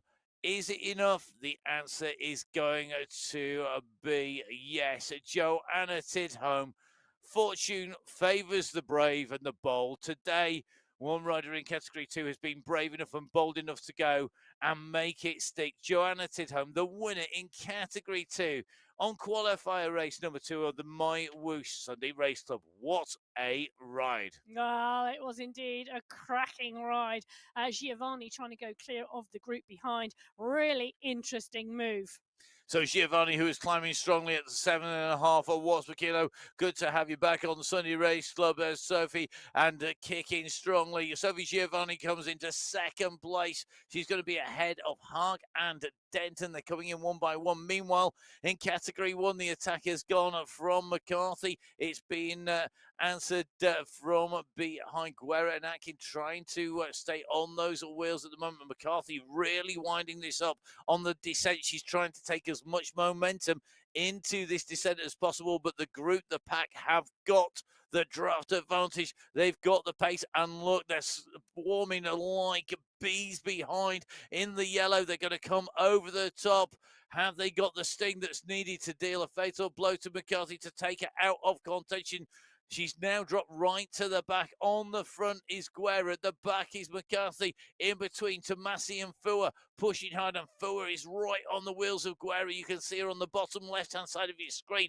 Look at the focus and determination on the face of Catherine Fua as she wants to hold that wheel. McCarthy has moved away back up through the field, over the top of Holcroft, Alberg, and Tomasi, up onto the wheel of Fua now. So it's Guerra, Fua, McCarthy, 3 riders who took the medals in the World Championships last October in Abu Dhabi. Well, they're the 3 riders on the road, and now McCarthy has got over the top of Fua. She's looking for Guerra. You can see McCarthy on the top left-hand side of your screen now, really digging in deep, looking to pull back Guerra.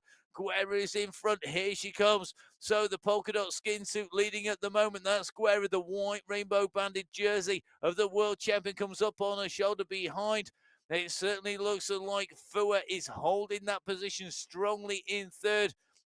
Here she comes. Will she be able to get onto those wheels? Look at the power coming down, 8.5 down, nearly 9 watts per kilo from Fua. She's going up onto the wheel of Guerra. Is Guerra paying the price for that big early long-range attack here?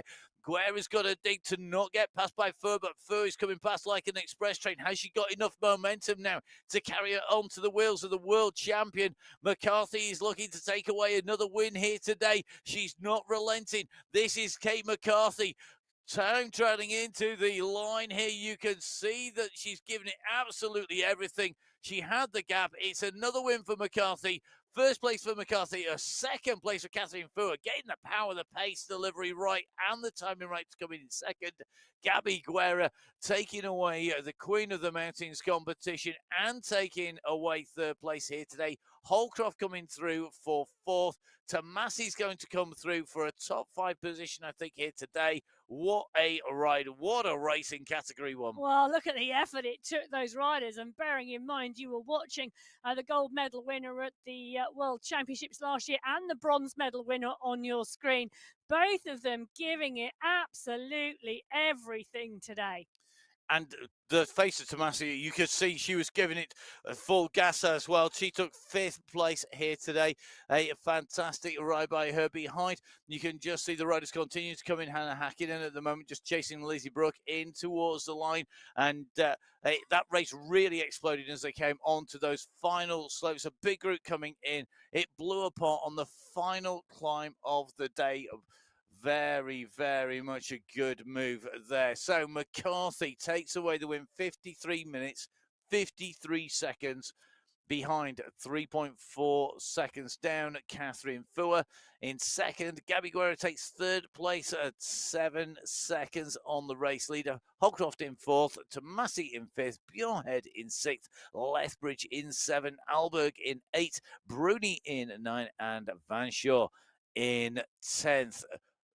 All these riders, well, they need to get some recovery done, whether they're racing next week in qualifier race number 3 or between now and then in the MyWhoosh Championships. 6 women's race categories in that. You can follow all of the action in both the MyWhoosh qualifier in qualifier number 3 and on the MyWhoosh Championships on the MyWhoosh YouTube channel. Subscribe, like, give us a follow. Make sure that you're there for that race action. We're going to be there from start to finish. We've got some special refueling strategies here in the studio, which may or may not include ice cream and coffee. We'll leave that decision until a little bit later on. However, you get there. Make sure you're watching here on MyWhoosh on the YouTube channel. Give MyWhoosh a follow. It's at MyWhoosh on Instagram and on Facebook. You can follow me. It's at Matt Fixerpain, and do get in touch with myself and Emma Martin. You can catch up with Emma at biking_Emma. A big thank you for watching. Please do make sure you are here to watch the men's race, which will be coming up in about half an hour's time. But from Emma and myself and all the amazing team behind the scenes who make it happen, stay safe. We'll see you very shortly. Goodbye.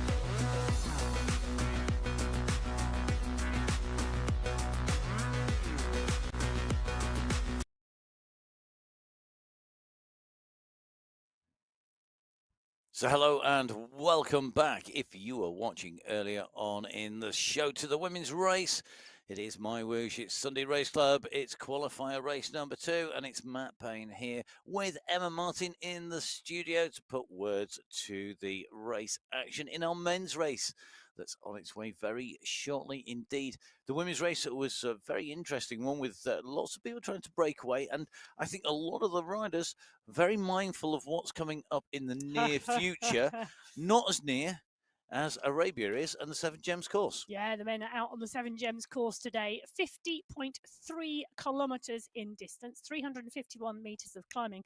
5 checkpoints along the way. 4 of those are sprint checkpoints at 9.4k, 26.2, 38 kilometres and 47.2 kilometres. Yes, just 3.1k from that finish line.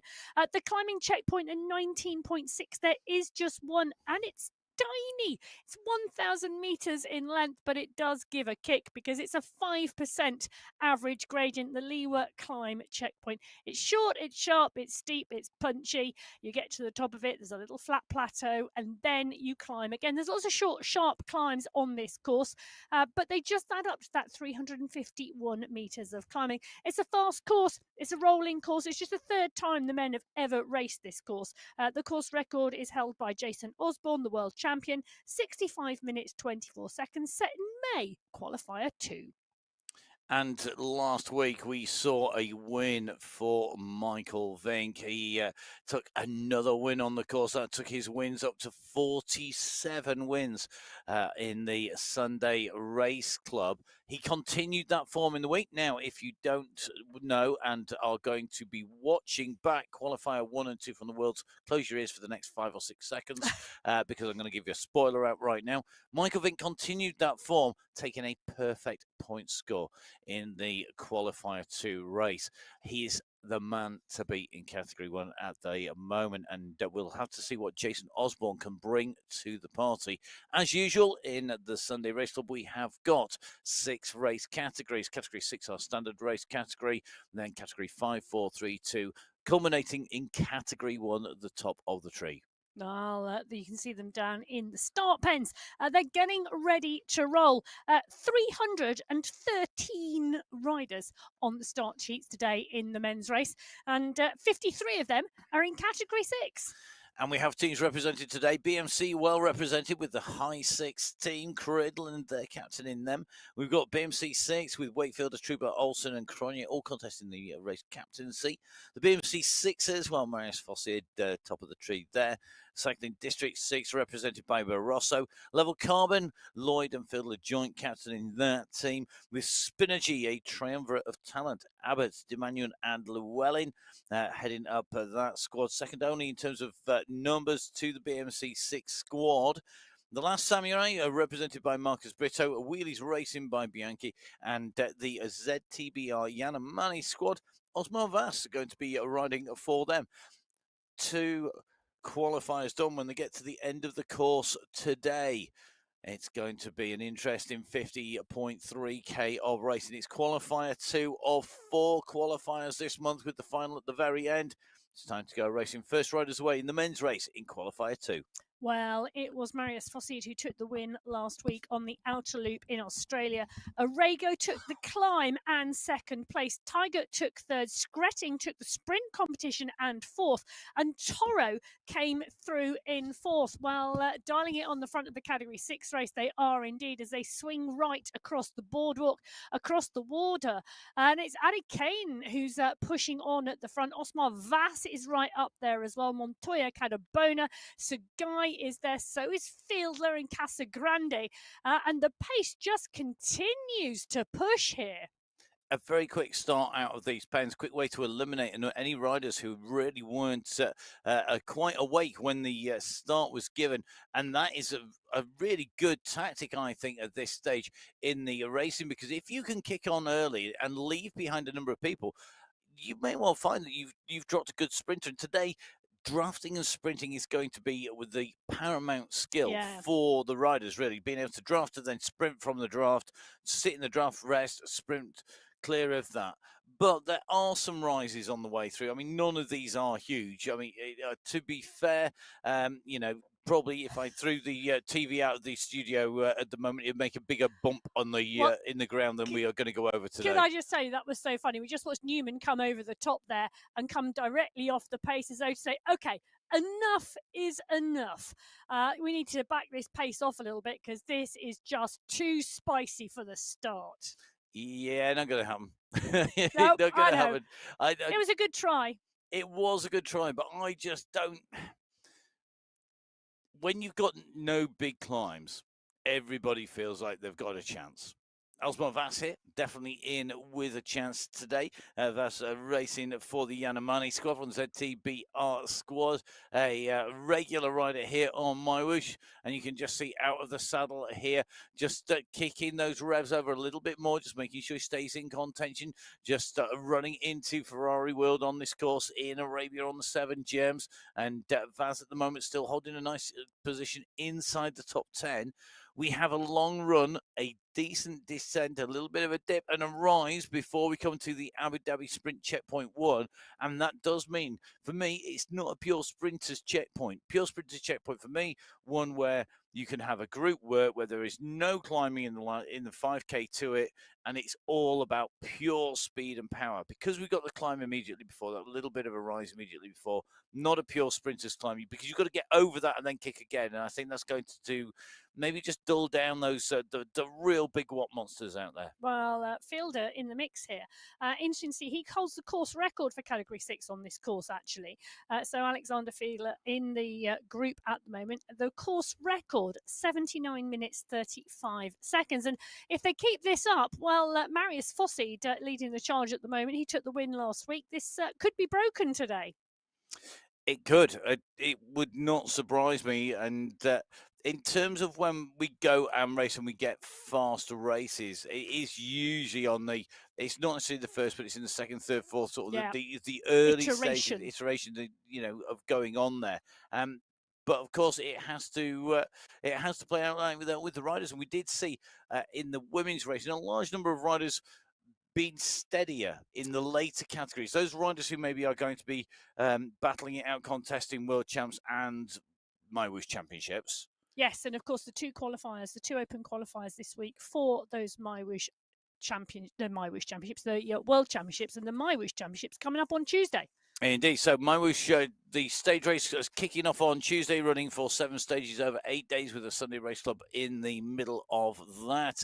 And next, the public qualifiers for the World Championships towards the end of the month. Let's take a look, though, down in Category 5 at our teams. BMC yet again with more teams here in BMC 5, represented by Neville Ross here today. Cycling District, ever present, the amazing Portuguese Cycling District teams, this time represented by Mauricio, Tapia, Castro and Murato. We've got the Danish Dynamite squad, which is Martin Wang. Good to see Martin on the start line. Dirt First are here with Young and Fitzia. And we're going to see ITU Sports. That's Nielsen. Level Racing are here with 3 riders. Level Racing 5. That's Hagland, Svart and Warren. Level Up with Cook and Mountier. And we've got the MPCC team, Mortec representing them. Upcycled are here with Florian Drummond and the Atlas Riders. I love the name because the Atlas Riders, Saad Lozzi and Mohamed Saki, Morocco. The Atlas Mountains, one of my favourite places. I've never yet mountain biked. There's quite a few of those. But well, is it the Atlas right Mountains or is it the Atlas around the world? No, it's Atlas Mountains because it's from Morocco. It's definitely going to be. I it's just had to put a little, it's debate into the studio just for debate's sake. No debate. In fact, I've just had production in my ears saying I'm right and you're wrong. I know, and that they also too want to go to the Atlas Mountains.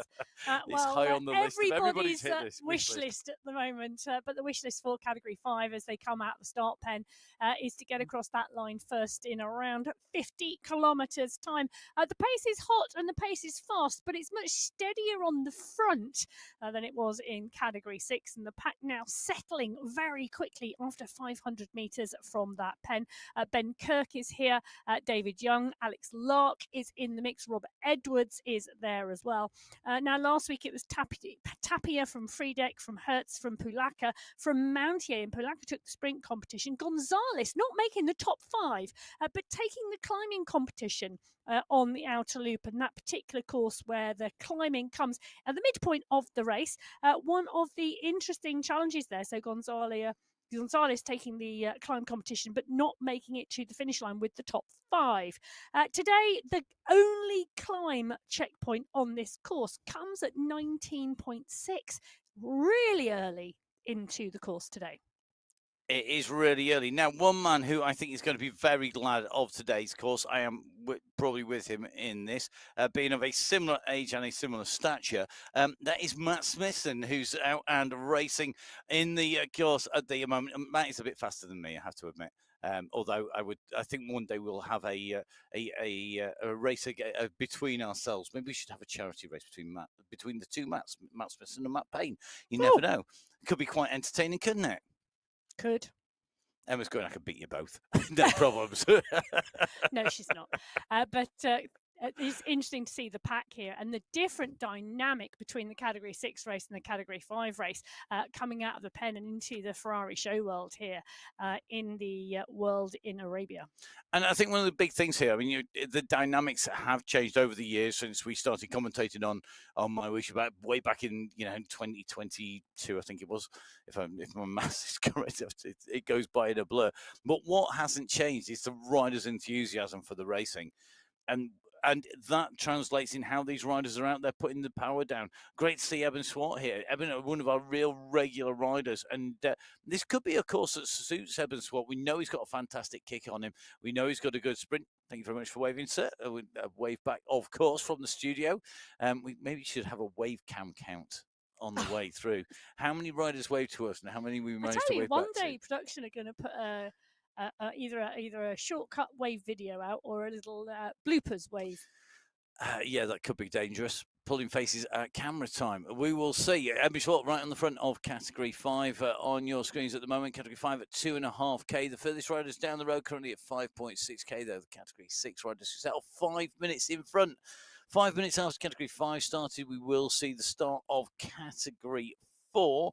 It's then 5 minutes between Category 4 start and Category 3 start. Then we get the 10-minute gap between Categories 3 and 2 before reverting to a 5-minute gap between Category 2 and Category 1. It's a big race field today, Emma, overall, with the number of riders. We've gone over, in terms of entries, over the 300 mark again. 313. Today. So thank you very much, everybody who's entered. Matt Smithson, who we were talking about earlier, stated on the Virtual Velo podcast he would like to see 2,000 riders. 2,000 riders. There's your mission. Go recruit 2,000 riders. Let's see if we can get there. That's a lot of people to do our homework on. Set us that challenge. Make our homework even bigger. Let's get to that kind of number. Let's see how many of those would go into Category 4. Well, I can tell you that the men's race has gone over 300 riders 6 times. It's great to see, isn't it? Category 4, big race field today. By my reckoning, 60 riders. BMC Racing, again, are here with BMC Racing, with Pino and Giuliano. They've also got BMC 4 here with Mew and Clendinning. Allport Racing is here in the shape of the one and only Luke Allport, named after the verb to Allport. Don't forget, of course, we've got Cycling District 4 here with Piero and Pedosoni. We've got Golden 4 with the one and only Eric Rimborg. Racing 4, Ungara and Gonzalez. Peak Power Racing, Van der Zandt and Rocker. Ride Club Finland with Rusimaki, the Anaki with Ramirez, and the Anzacs represented by Jamie Robinson. These riders up and away, out and racing from a race start here on Qualifier race number 2. These are your Category 4 riders represented by those red jerseys on their backs, each category with a separate colour. Category 4 is red, and I suspect there's going to be riders in the red zone the moment that they have set off from this race start. I bet there are. Last week on the Outer Loop course, it was Angarita from Squilari, from Power, Kalman and Kalzaski. But it is going to be a packed race today because 60 riders on start sheets in Category 4. Absolutely motoring, and the rider's going to be really, really strong. As you mentioned, the teams in play, and a lot of teams lining up in Category 4. But Paul Garin is here, Cadiz is here, Vargas, Caro is here, Pino is here, Bristolin, Velez, Voshicek, who's been riding really strongly recently, Bedoya, Moreno. Let's not forget Joseph Miller. Gordon is in the mix, as well as Toomey, Proust, Holtz. I could go on. I'd be interested to see what a rider like Juan Quiros does today, because Quiros normally we would associate with climbing and riding and racing up onto the top of the climbs. Will today's more of a sprint rider sort of day? Somebody like Johan Moreno, who we know has got a fantastic kick on him. Somebody potentially like Matteo Pino of BMC Racing, again another strong sprinter. But if you make this race hard, there are lots of little rises, so a climber can actually just put a little bit of a push back out, little rise after little rise after little rise, and that for me makes a big difference, rather than it being pancake flat. At the moment, the pressure is on Bristolian and Allport, along with Unger at the front of this racing category 4. They're at 1.4 kilometres. We're in with the one and only Luke Allport of Allport Racing. The team's HQ, their main HQ down base there, clearly in the pain cave of Luke Allport himself. And good to see Luke on the bike and looking smooth as always. Well, last time we were here back in May, in Category 4, it was Dylan Kennett who took the win. He's now progressed up through the categories. Almeida, Roca, Quiros in fourth, Matt's pick, and Ariyevi. I'm not sure Quiros was my pick. You did mention he could go well today. I know. I said it'd be interesting to see how he goes he's today, because now. because it was predominantly a climber rather than necessarily a sprinter. But he's got a kick. Well, I'll tell you you've something. got to have that zing. The Allport kick is on the front of here, and Igor Bristolian is in there with him. So is Daniel Cadiz. And they're pushing on right at the front of this pack and keeping the pack pace high. You can see on the top right-hand corner the damage that he is doing. We've got one or two riders coming off the back. So as Category 4 go round the roundabout, the leaders on the road are Category 6. Suagi at the moment. Suagi going hard on the front from Brazil. Fossier goes over the top, though. Marius Fossier has got to the gap. He's got the run on Gacek, Patzel, as well as Cadabona. Sugai is holding in there at the moment. Bianchi's trying to come alongside him, but nobody, I think, he's going to touch Fossier. He's gone early. He's gone hard. Now Gacek, the only rider left in contention to take on Fossier. Then Gacek goes on the right-hand side. He used that draft. He came out. He's pushed on. He's going to go through. Gacek scouts Fossier on the line there. And Fossier won't be happy about that. He is a prolific sprint winner and a winner of races, Fossier. At the moment, though, look at that. The Polish rider Grzegorz Gacek taking away top spot in that sprint from Fossier in second, Tygart in third, Cadabona in fourth, and Patel in fifth. That was one fast and furious dive for the 9.4 kilometre checkpoint in Category 3, where they're in the start pen and they are the next riders away. So, Category 3, our next group of riders going to be hitting the road. Category 3, well, it always is good to see them when they go into their teams. We've got the Anzac squad, BMC Racing up.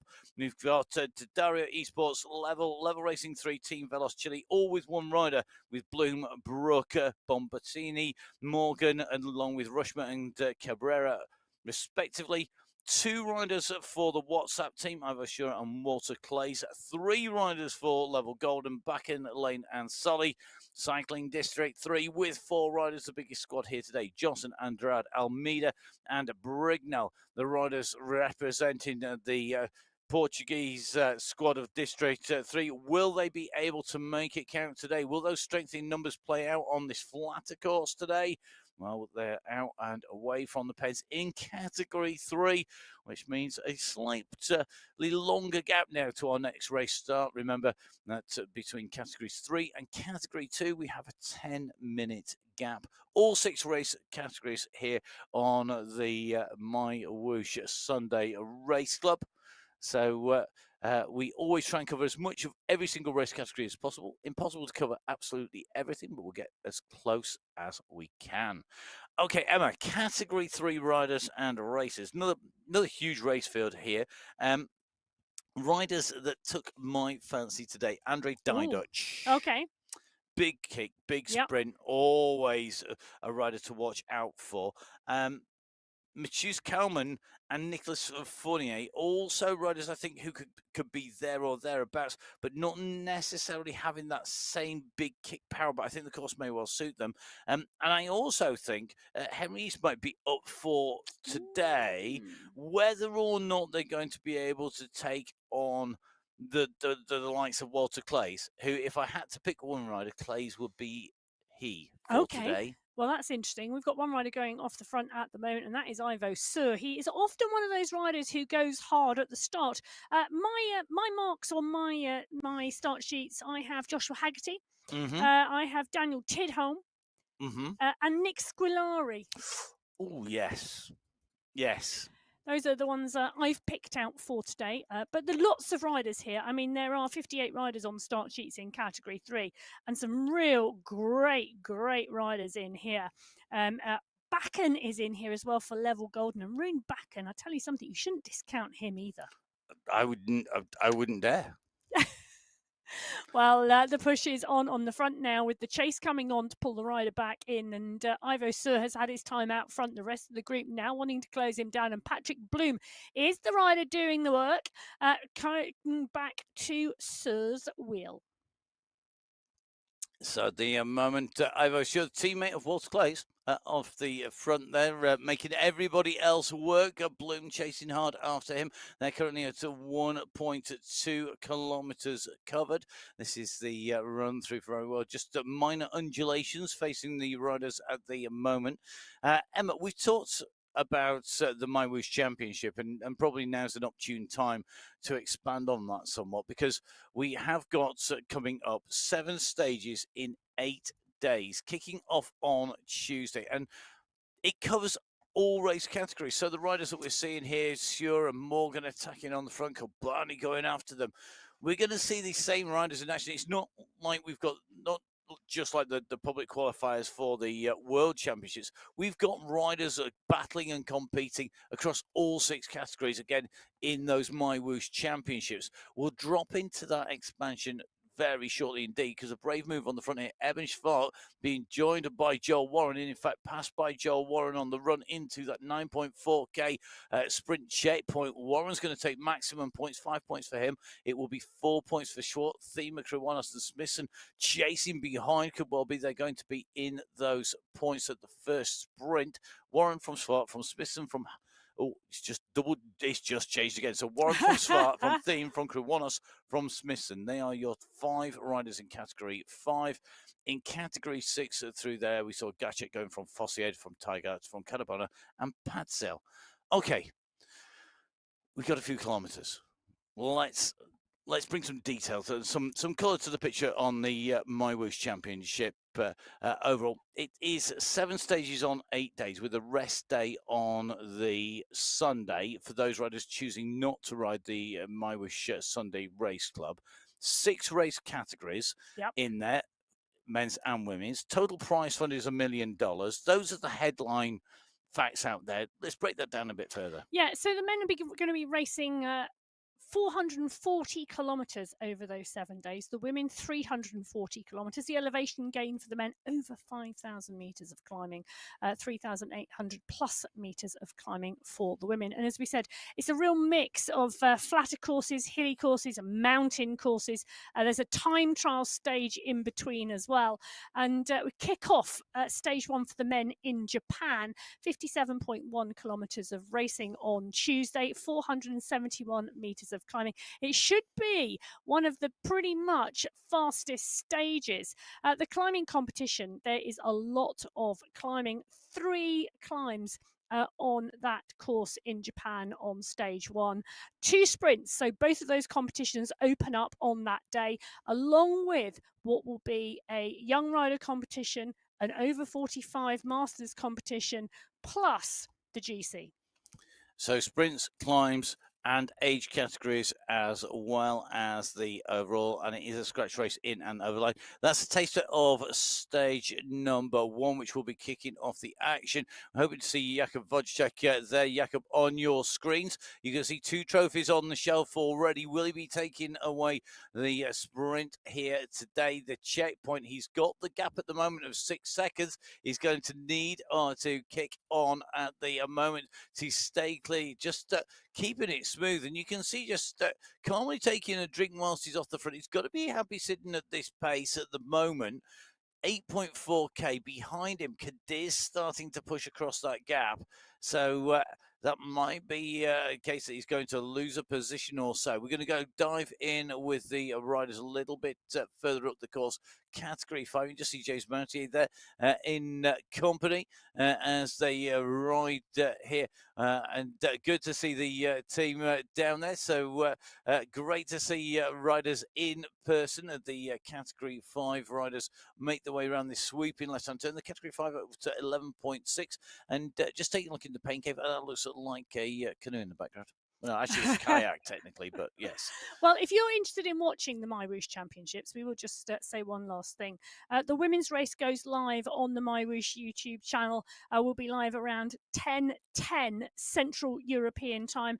That's 10 past 12 GST for the women's race. The men's race, well, that will go live around 1:10 Central European time, or 3:20 or 3:10 p.m. should I say GST. So 10:10 and 1:10. Not 10 to 10, that's Cowboy time. It's 10:10 and 1:10 for the coverage. That is in CEST. Have a look on the website. It's really easy to get to all the details of the MyWhoosh Championship. We are hoping to see our riders in there. Louis Castro, I am loving the background, mate. With the background yes, and the beach. on the beach. If only that wasn't a green screen, sir. It's Although it might though. be. Do you know what? It's good going if it is, because he's got a green jersey on as well. But so you can just see the computer being blanked out of the background there. But fantastic. Always great to see. Love it. Absolute. Next time, sir, can we see a pina colada in your hand with a little brolly on top as well? You don't have to drink it though. Not everybody. It can be just a. It can be just a prop. Well, no, you know, we say it's just a green screen. We do have riders who take their turbos with them on holiday, and we do see them in all sorts of places all over the world, racing the Sunday Race Club. Now, racing Category 5 at the moment, Lark, Sadiki, Castro, Friedek are all on the front of the group. They are coming up onto a group of Category 6 riders, which includes Mike Broadbent. I'm just going to do a quick jump. A brutal jump, sorry, across to Category 4. Okay. Only because Category 4 have gone through our first sprint checkpoint as well. And as they went through that sprint point, a man who we should have had at the top of our sprints list, Mason Rocker. Yes. Took the sprint win. We talk about sprints. How did we not talk about Mason Rocker? Ahead of Nicholas Spratt, Adam Dawson, JJ Miller, and Diogo Oliveira, and 5, 4, 3, 2, and 1 point. So Rocker, Spratt, Dawson, Miller, and Oliveira in Category 4 as they went through that sprint checkpoint. Now, let's go to Category 2 because they are waiting down in the pens patiently for their race start. The team from the BL13 Warp Bombs. We will see what bombs they can drop if Hoffman and Bennett take to that start line. They're on our entry list along with Cycling District 2's team of 2, and that is Machado and Alvarado. The Hitmen have 2 riders in the Enforcer and Koistonen, and the UAE Falcons 2 riders with Zayed Hamdan and Ahmed Al Tanaji. Teams with 3, well, the Smarties team will be looking to put themselves in the multicolours of gold, silver, and bronze for first, second, and third for Bengston, Walter, and Theme if they can take those spots. But they're up against the UAE Clan team. Pablo Popovic, Mr. X100, and SS riding for the UAE Clan team here in Category 2, who are go and away from the start. It's time to get pedaling. It's time to show what they can do on today's race route here today. Category 2, another huge, huge race field. It is the largest race field of the day, 64 riders on the start sheets today in Category 2. Now, last time we were on this course back in Qualifier 2 in May, 1.8 seconds separated the top 20 riders. Yeah, I'm going to say that again. 1.8 seconds separated the top 20 riders. The race was that close.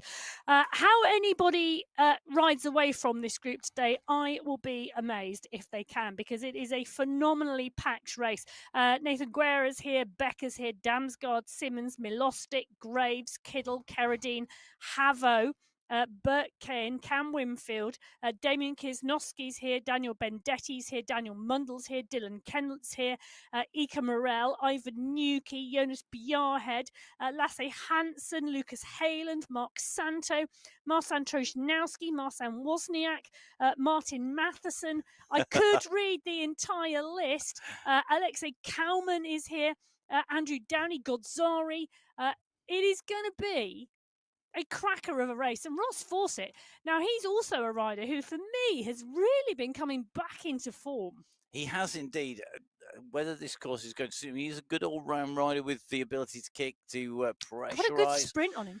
He has, and I think that could well play into his favour. But you're up against riders who are on form. Khan and Bert Kane, if they've recovered from their efforts in the MyWhoosh UCI World Championships, in the UCI Cycling Esports World Championships public qualifiers powered by MyWhoosh, if Burke and Khan have recovered, because both Turkish riders were riding very strong on there. They both rode two of the qualifiers, were in the first two qualifiers, and they were riding strongly throughout both of those. They're going to have to do some recovery. They are a force to be reckoned with. Sosad Carradine on this course.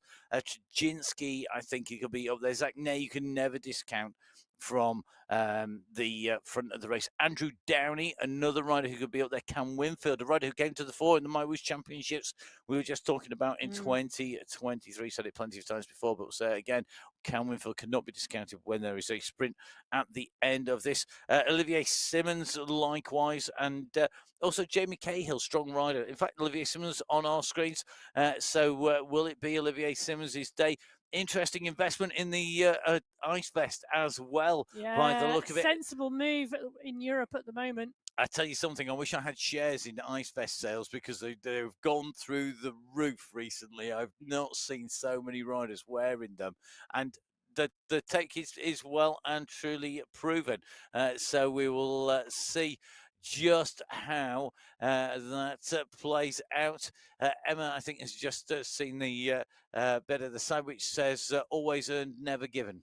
Ah, there you go. Yes, nice phrase. I have managed to look at that before and think it is a good phrase. It's not just participation medals; those ones, they're earned. Well, and you know what? You do just have to accept it doesn't matter whether you are category 6, 5, 4, 3, 2, or 1. You have to work for it.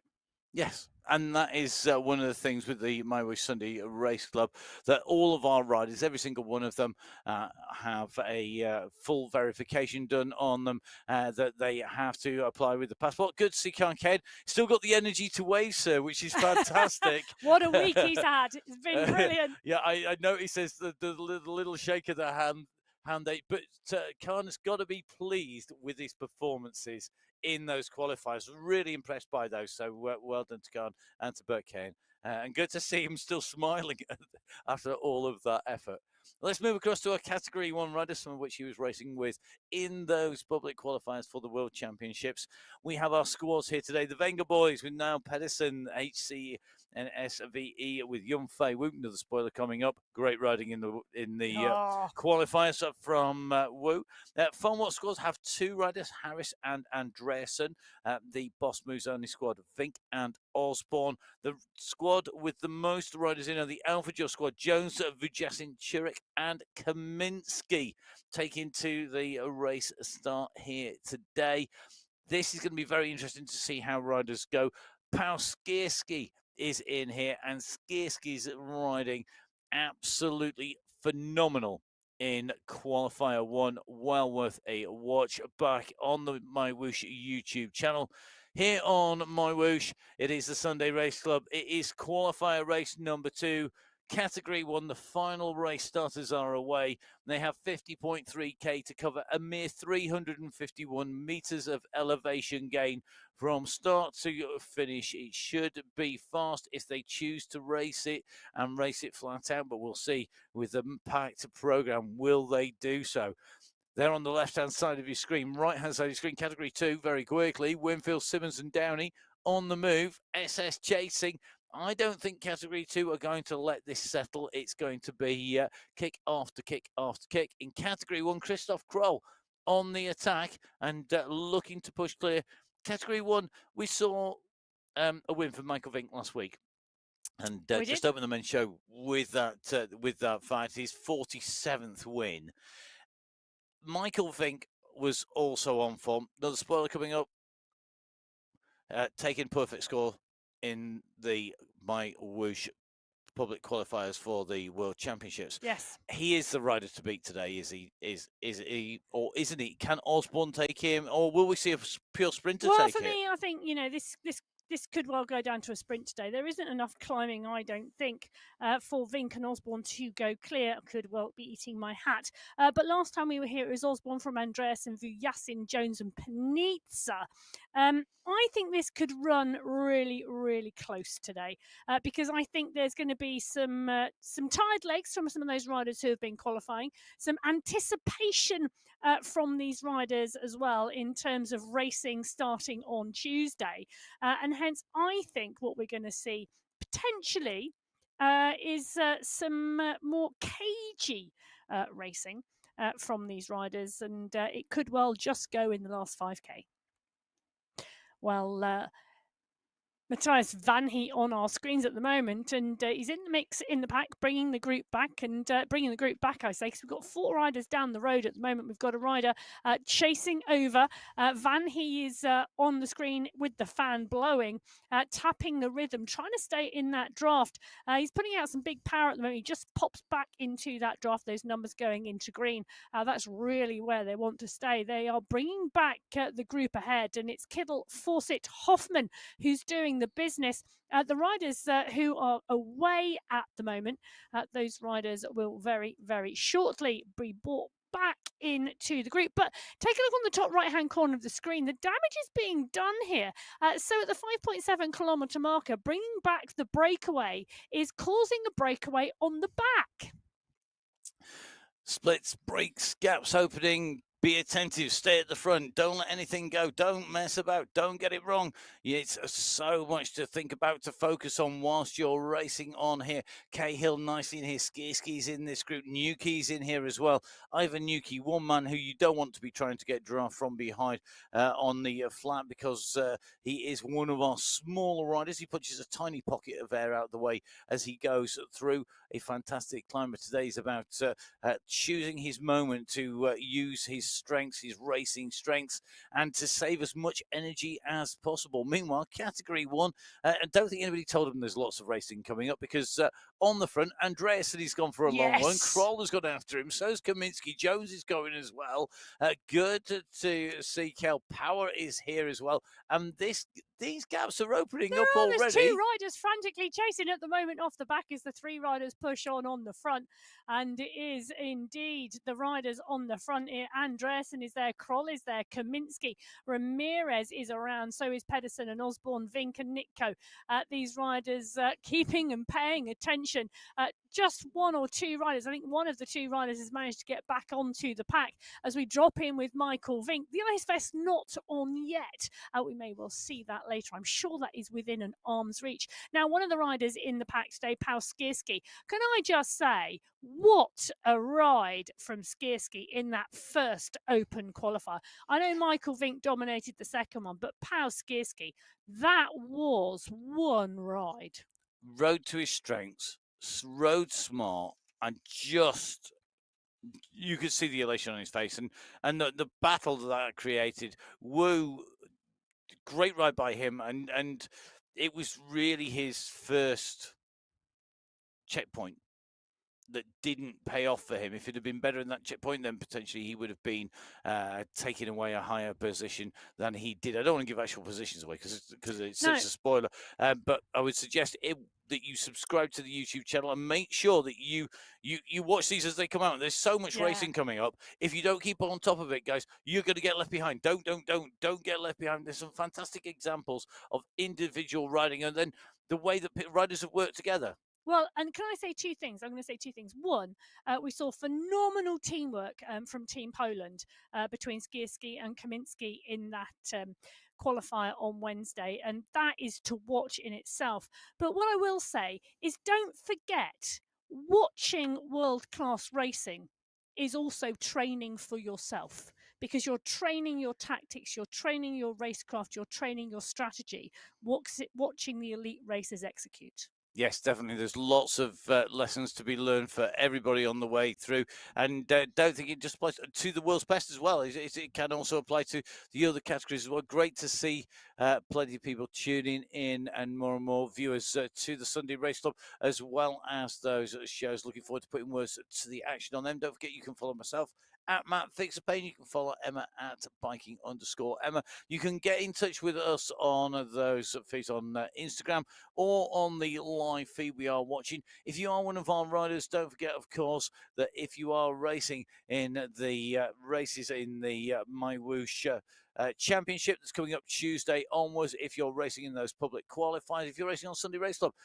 do please join that Zoom room. It's not mandatory, but we really love those insights into you as you ride and race. And don't forget, of course, if you're on a sponsored team, if the sponsors are there, you are getting them exposure as well, and you never know what that can generate. So please do give those sponsors that exposure as well. If you've got them on your jersey or on your bib shorts. I think for indoors, I suspect the shoulders of bib shorts are going to be the new place to put your branding. It will be as innovative as Murray Walker's branding on Formula One.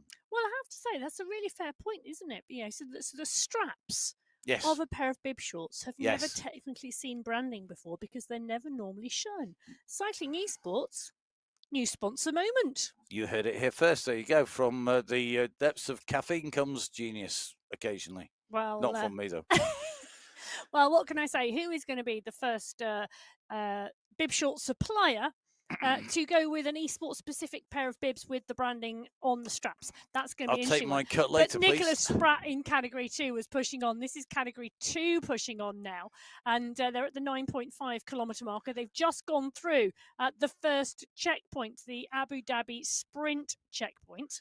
And Emma, while she's busy scrolling and thinking it's going to come up on top, they're not the fastest. No, they're not, which is what's surprising me. I can bring you that because I've just done exactly the same thing about 30 seconds before.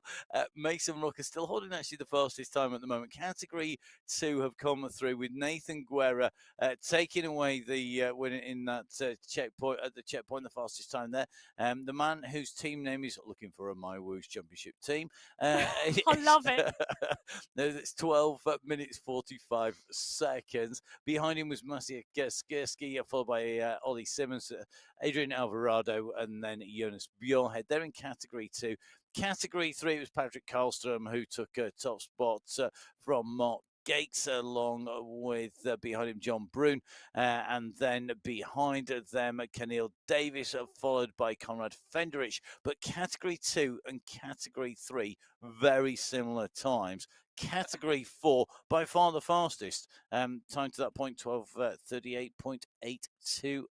We still have category 1 to arrive at that point, and that is going to be key when we get to that sprint point to see just how fast or slow they're going. Traditionally, recently, category 1 have had a very slow start and then got faster and faster and faster. At the moment, with this constant aggression of Kroll and Andreasen really looking to break the racing up, I think we could see them set a faster time. They've been 3rd, 4th, 5th fastest time through those time checks. I don't think that's going to be the case. Meanwhile, right-hand side of your screen, the very front of category 6, Marius Fossier with Jonathan Cridland with a 10-second gap to Arago out of Bona, Milano, Escobar, Milostic, and Co. So that group really has started to stretch and spread. And some of the early protagonists standing in 23rd, 24th place on the road, it shows you just how good that gap is. The chasing group is a big group behind these riders, just taking a little bit of a look, and I'm going to estimate that out as being about 16 riders in the chase group at the moment. Yeah, it's impressive, isn't it? And they are coming towards, well, they're up and over the Liwa Desert climb checkpoint, and they're heading now really into that second sprint checkpoint at the 26.2 kilometre marker, and that's the category 6 race. A long way back at coming up to 8k is the category 1 group, and this is getting interesting now because Paradeans 2 watts per kilo, Mileur 1.4.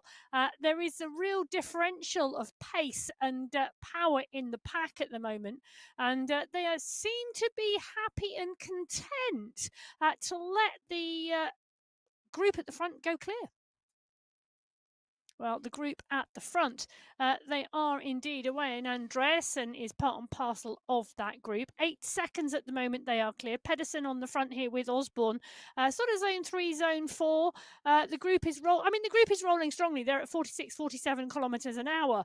But the question is this about the first checkpoint of the day at the 9.4k marker in 800 metres? And is that what the two riders are going for, or is this a more concerted effort?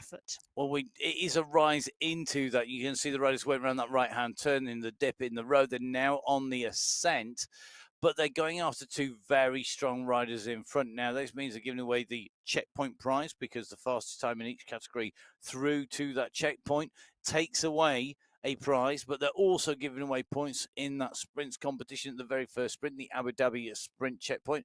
Don't forget, after that, we have the Sheikh Khalifa sprint. We have the Sheikh Zayed Mosque sprint and the Yas Marina circuit sprint to come. So that is going to really test these riders. Andreasen and Kroll at the front. Kroll putting some power down at 8 watts per kilo here to go over the top as they're coming in towards the checkpoint. I think that we discover in here that Kroll really is doing this for the checkpoint.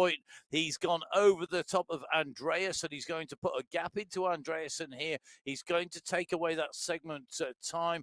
He goes through. He's ahead of Andreasen in second, and then it's a 10-second gap back to Kaminsky, who's leading the charge behind. It will be 3 points for Kaminsky. I think it'll be 2 points for Paradines and 1 for Skierski. Top 5 on the way through. On your screen, though, you can see those times. Now, previously, Category 1 have been woefully pedestrian in their pace. They have been taking it easy until they've got later into the race. This time round, definitely not the case. Fastest time of the day to the checkpoint to bing, Christoph Kroll of Category 1. Behind, interesting to see, Category 4 and 5 are both quicker than Categories 2 and 3. So a real mix-up there. Category 1, the pressure is still on. They've gone through the checkpoint. They now want to bring them back. Yep, let's have them back. Let's get them back together again before we go much further, I think. And also, you've got this rise. It's a climb up. It flattens through the checkpoint, then it rises again. It's one of the few opportunities that the climbers have to try and make the legs hurt of those big sprinters. Yeah, it is indeed. Well, the push is on here. They want to bring Andreasen and Kroll back into the group, and they're going to achieve it, I think. Now, we've got a couple of riders well and truly distance off the back of the group in Category 1 now, but Paul Skierski isn't one of those. He's paying close attention in the group, and he's up and out the saddle and on our screen with the medals resplendent on the back wall in the pain cave. They're just coming over the bridge, and I'm telling you, actually, they've not brought the group back yet, but it looks to me like Jason Osborne has joined that leading duo, and that's now a trio. And if that's the case, then expect to see the world champion stripes on the front, and the scramble is on. And this really is a scramble. They've realised who's up the road. Vink has also made a move to go across as well, I think. So that now means that everybody wants to be here. The express train is potentially leaving the station. The locomotive on the front is the world champion, Jason Osborne, who took that title in Abu Dhabi in October. Well, you wouldn't want that trio to be front, because with Andreasen and Osborne, that is 3 world champion jerseys in that leading group. across 2 riders. And then you've got Vink joining, and you've got Kaminsky. Oh, dangerous. Come on, guys. Are you seeing that signal there? Time, turn and turn about. Let's work. Let's go. Because this is the opportunity to make some legs really hurt behind. Because 4 very strong riders behind, the riders are thinking about this, I think, and that's going to be dangerous. That thinking time could cost them dear. Meanwhile, category 2, it is still breaking the race apart. They're making their way up this rise, and at the moment, Machado up at the front. Mitchell Machado, very strong through checkpoint 1 and one of our qualifying public qualifiers for the MyWhoosh powered UCI championships, the public qualifiers. Machado of Portugal, very strong on the front. SS in the tendencies, the rider nearest to Machado at the moment. But look at this, Havos coming across, Fawcett, Winfield, SS, Van He, all moving up here on this rise, using this course, using this terrain. Where they can attack, they are attacking. Well, they are indeed, and we're dropping back in now with category 5, and it looks to me, now we may have a rider clear at the moment, but Montoya is on our screens, Ridley is there, Diduch is there. So here we are, Montoya in this mix, a real mix of categories. Category 3, 4, and 5 riders in the groups at the moment. Montoya, one of our category 3 riders, with Guarin, with Kochikov, along with Morgan as well. Now, Morgan is a rider you definitely don't want to let loose off on the front. Montoya, though, looking very strong at the moment, really dialing this as they continue to push. This is really, really key here. Montoya with Gates just in front. They are doing damage, even if they're not breaking riders off the back of the group, Emma. They are doing damage to the riders' legs. They're making them work harder than necessarily they want to. And that is, you've got to use all these opportunities when you can. We're seeing that in category 6 on the left of our screens. Yeah, we are indeed. And the groups are, this type of course, there's always going to be a big group, and there's always going to be somebody within that group wanting to push, wanting to try and make the race. Because if everybody is watching each other because the group is so big, they might not be watching the person trying to go down the road.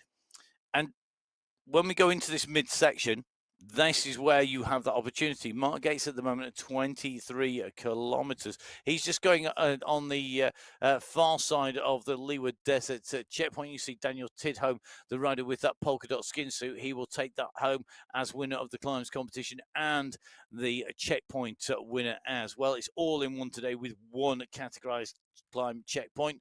The next sprint checkpoint is at 26.2k. Gates goes down the road. He's going to have those points sealed, signed, sealed, and delivered. Well, Patrick Bloom would love to take them back and to take them away. You can see he's tapping away at the front here with Gates, Guarin, along with Montoya and Fenderich. And Patrick Bloom, that fan, blowing away. You can see the front wheel, interestingly, covered up there to give it some protection as well.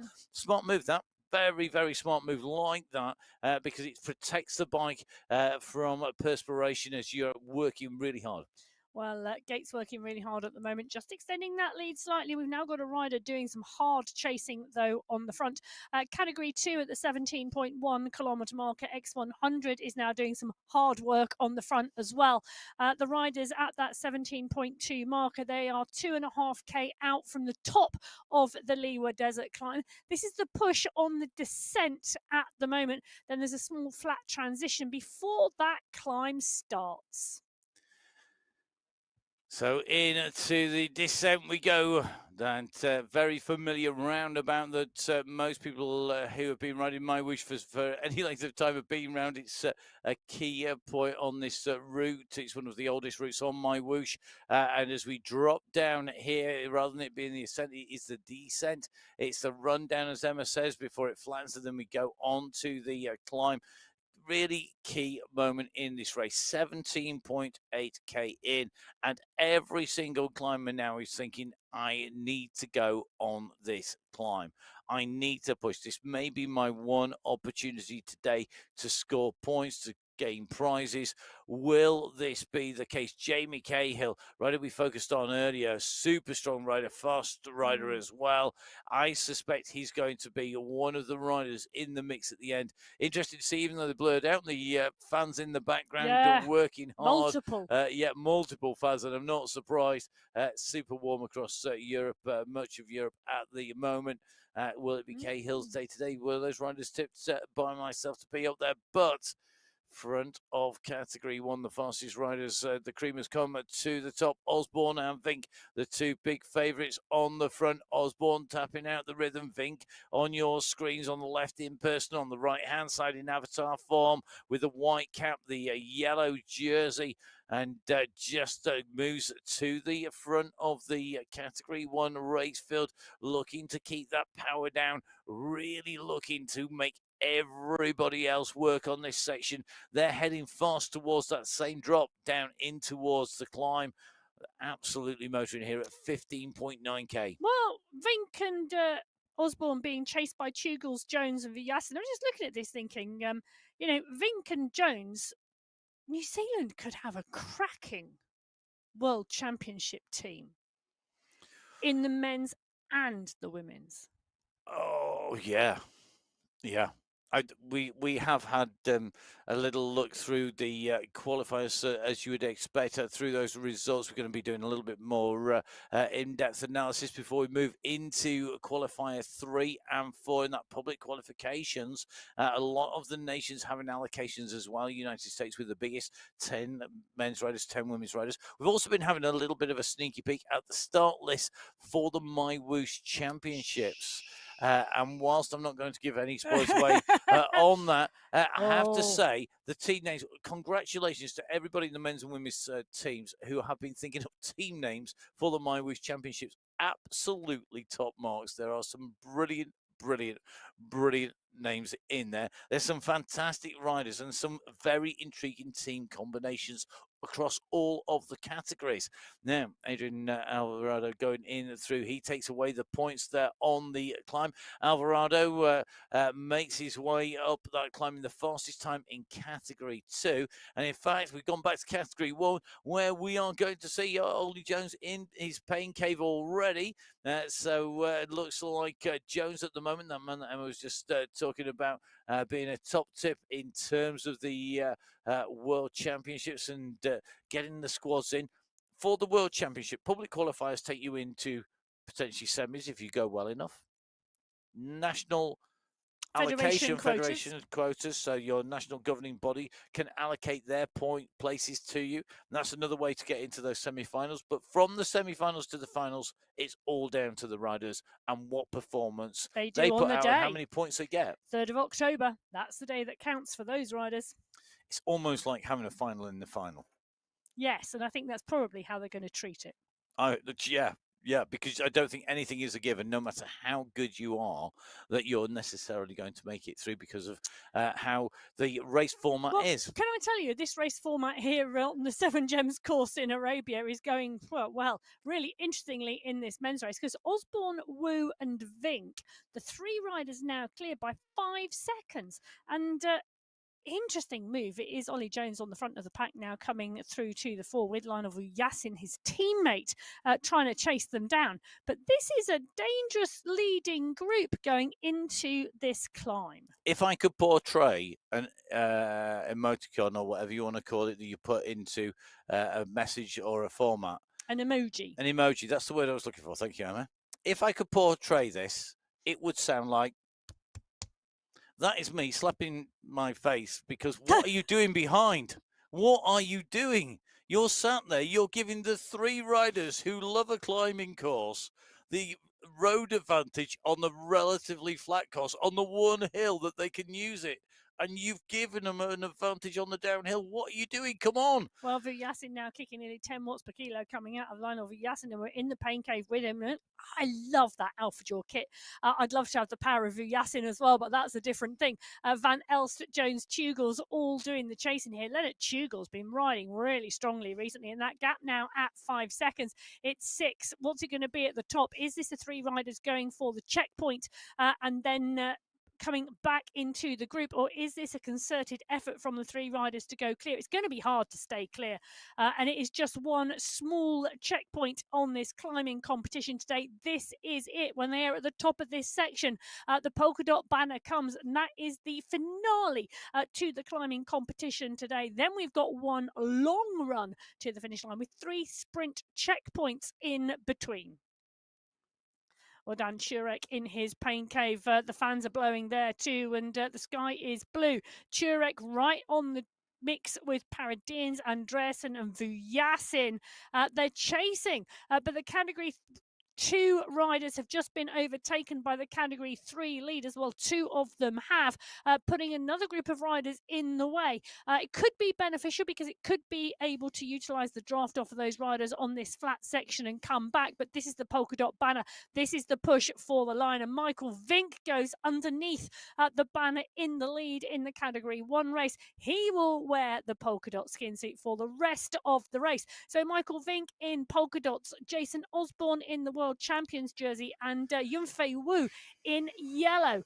Those are your 3 riders clear at the front of the category 1 race. And well, it's about 6 seconds now because Ollie Jones is in hot pursuit. So Jones now looking to close the gap back down again to pull back the 3 escapees. Vink taking the fastest time over the top of that climb, the fastest rider to get there from their race start time. 25 minutes, 26.098 seconds of race time for Vink to reach that point. 26.45 for Alvarado in category 2. 27.21 for Tidholm in 3. 27.03 fast riding by category 4 again.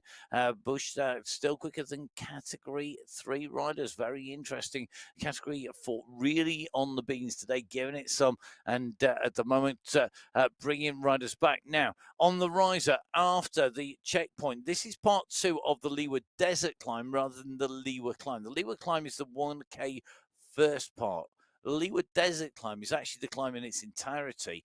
And on that flat section across, Ollie Jones has all but bridged across. He has 1 more second to make up. You can see the effort coming from Jones here. He needs to get in the wheels. He's had to sit back down again. That power dropping to 6 to 7 watts per kilo in front. Vink is not making this easy.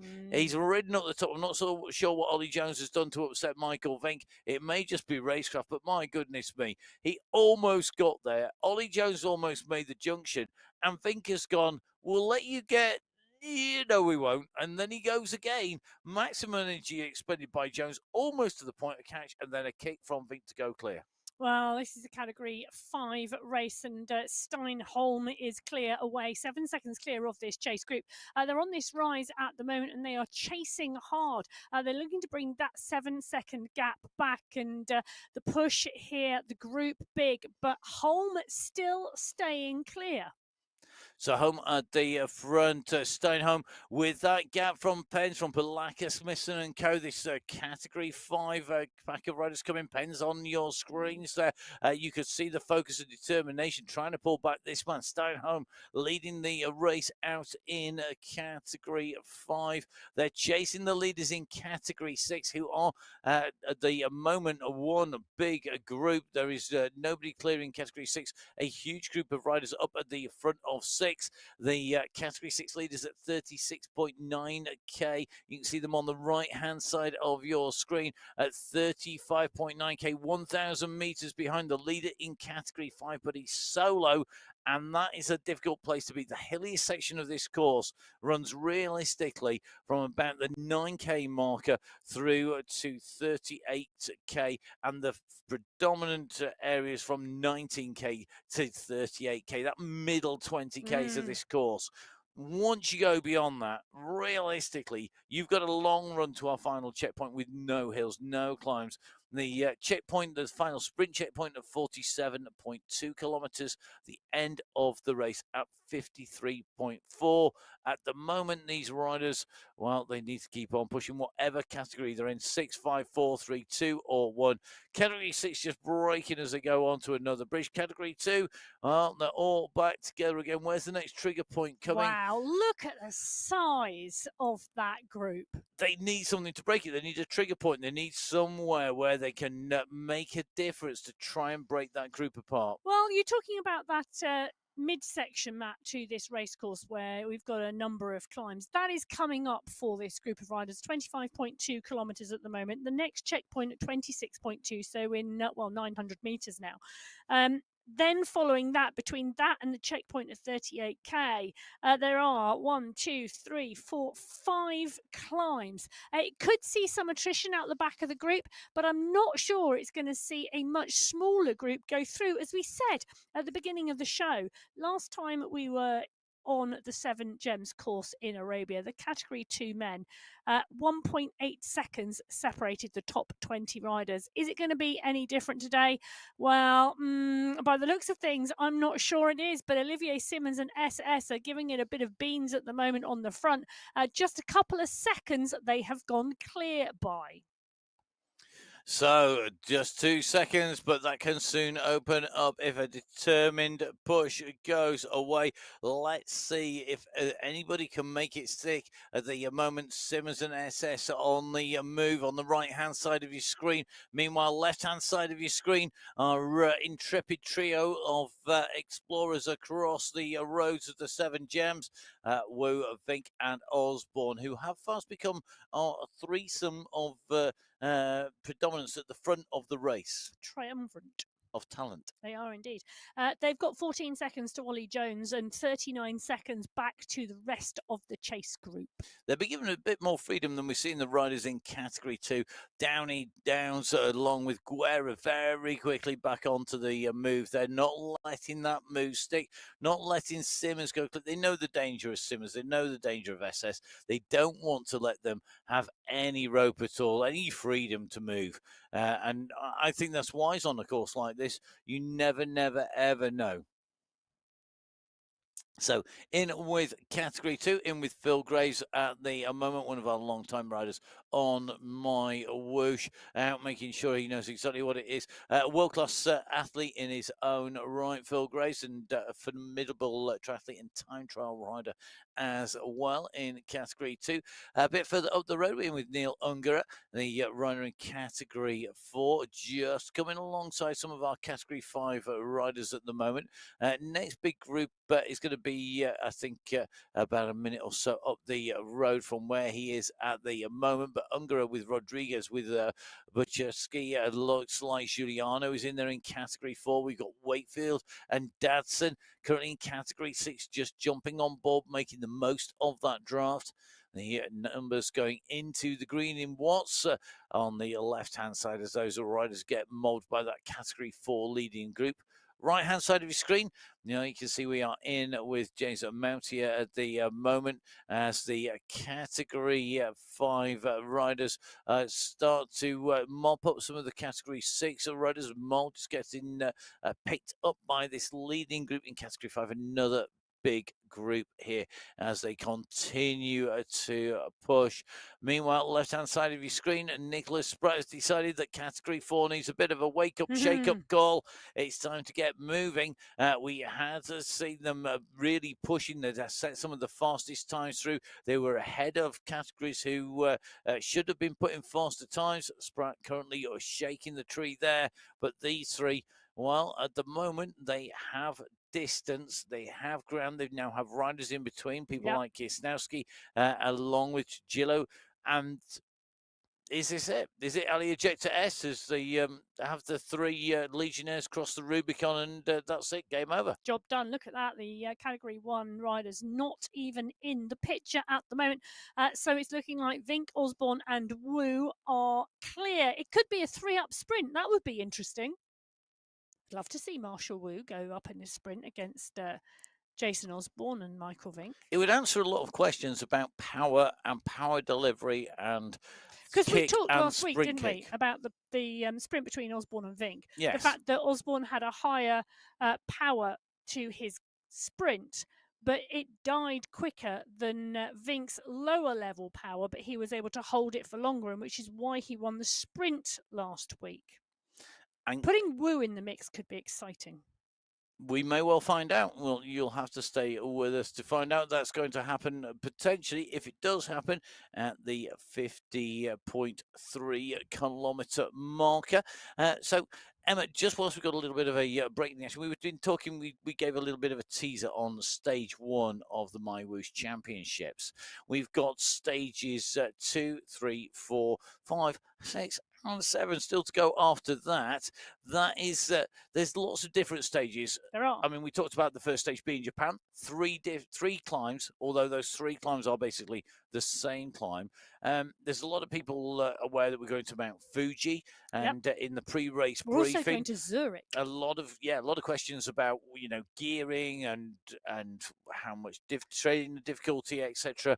And that's something all the riders have to consider, isn't it? You've got to look at these stages, and not just the overall distance, whether Japan's a 66k stage, Zurich's a 50k stage, what the ascents are, but also those steep gradients. And you mentioned Zurich there. I mean, we've got some very steep gradients on the Zurich climb. Yeah, the Zurich climb, which is, of course, the World Championship, one of the World Championship laps from last year. It's the big lap, actually, that went out.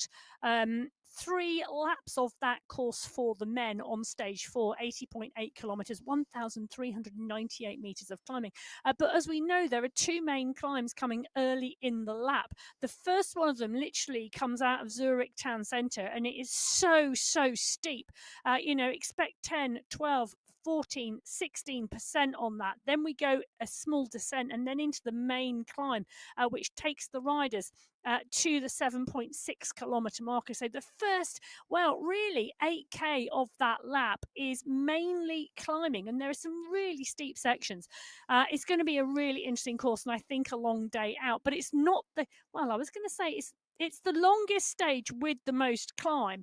The next stage that has more climb but is shorter is the climb for the men in Japan. That is the Mount Fuji day. So stages 4 and stages 5, when you look at the courses on the MyWhoosh Championships, are really big days. And we're going to see Henry Issa competing in those championships with one of those great team names, Guardians of the Peloton. Whoa! Guardians of the Peloton. I love it. Dum, dum, dum, dum, dum. Yeah, it's a brilliant team name. And Henry will be racing there. Now, Henry will be no stranger to climbs living in New Zealand. The Mount Fuji climb is an absolute brute, isn't it? I mean, it is the climbing stage, but there's a real mix of stages and terrains out there. And there is sprints up for grabs as well. Yeah, there is indeed. And there is a big sprint competition. And if you are a sprinter, there are some fabulous sprint days. There really, really are. But for me, the final day. So let me put it this way. The climbing competition is over by the end of stage 5.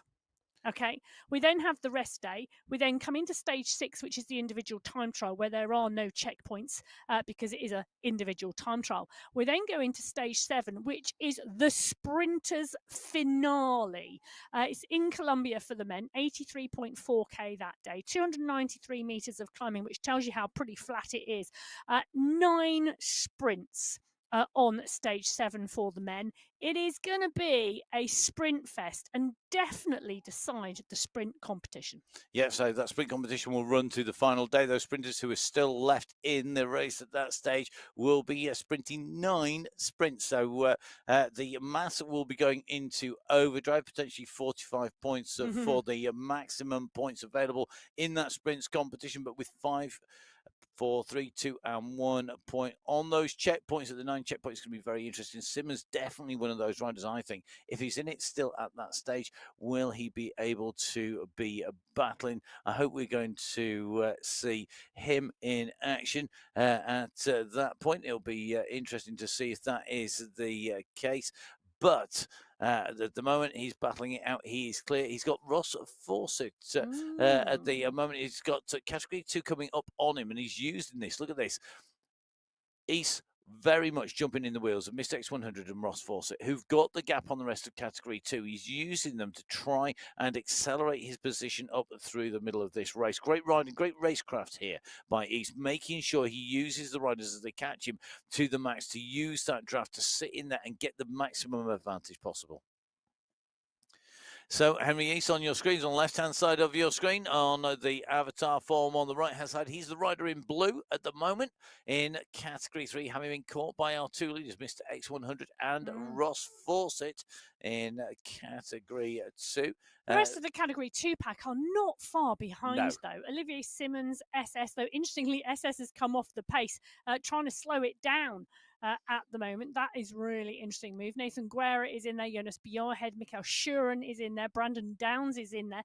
There's some strong riders and racers, and I don't think that gap will stay for long. Potentially, I think potentially you're right. And meanwhile, Category 1, you can just see the pressure going on there. We're just battling to stay on the wheels right at the very front of the race. Jonathan Cridland has the gap now of 5 seconds. It was 6 a couple of seconds ago. He's yo-yoing a little bit. Cridland clear of kind of Bona and Arago. Then a gap back to Llewellyn, to Fossier, to Escobar, and the rest of that group. Fossier, the rider with the green jersey. That means that he has now swept up almost all of the points in the competition at 44.7k. But Cridland, if he's going long, he's going really long. Well, let's not forget there is another sprint checkpoint to go at the 47.2 kilometre marker, and then the 3.1k run to the finish line. This could not be, or may not be, should I say, a race-winning move. It could be a run for that checkpoint. Mind you, there is still some way to go. And we're talking, we're at 45k. There's 2.2k to go to the checkpoint, and 5.3k to go till the finish line. Jonathan Cridland is a proven winner. Yes, he is. He's got 6 wins on the Sunday race. He's a strong rider. He is. But interestingly, his last win was back in February on the Alto do Aguila. So a course which is not super hilly, but not flat either. Before that, we're talking Arabia, 4 cities, and we're going back into 2024. So a rider who I'm sure would like to have a win. He's got to take on the likes of Cadabona and Arago, who've caught him back now. They are the trio of riders in Category 6 leading this race on the road at 46k nearly covered now. Meanwhile, at 31, heading for 32k, you have got the trio of Vink, Osborne, and Wu. If you were Marshall Wu, am I right in thinking you'd be going, no way am I doing any work on the front of this one? You two are the big stars. Completely and utterly. I'm sitting in, I would be surfing your wheels. Sat on surfing. That would be indeed what I would be doing right now if I was Wu. Let Vink and Osborne do the work. Jones, well, it's interesting because I think the gaps are coming down a little bit. Last time I had a look, it was 13 seconds and 26 seconds. I think it's gone out a little bit now to Jones, but it'll be interesting to see when we do get those time checks later. Well, at the 45.4 kilometre marker, this is Category 5. 16 Category 6 riders ahead. Martin Wang, who's won on this course before. In fact, I am just going to double check my notes, but I think Wang holds one of the course records here in Arabia on this course on the 7 Gems.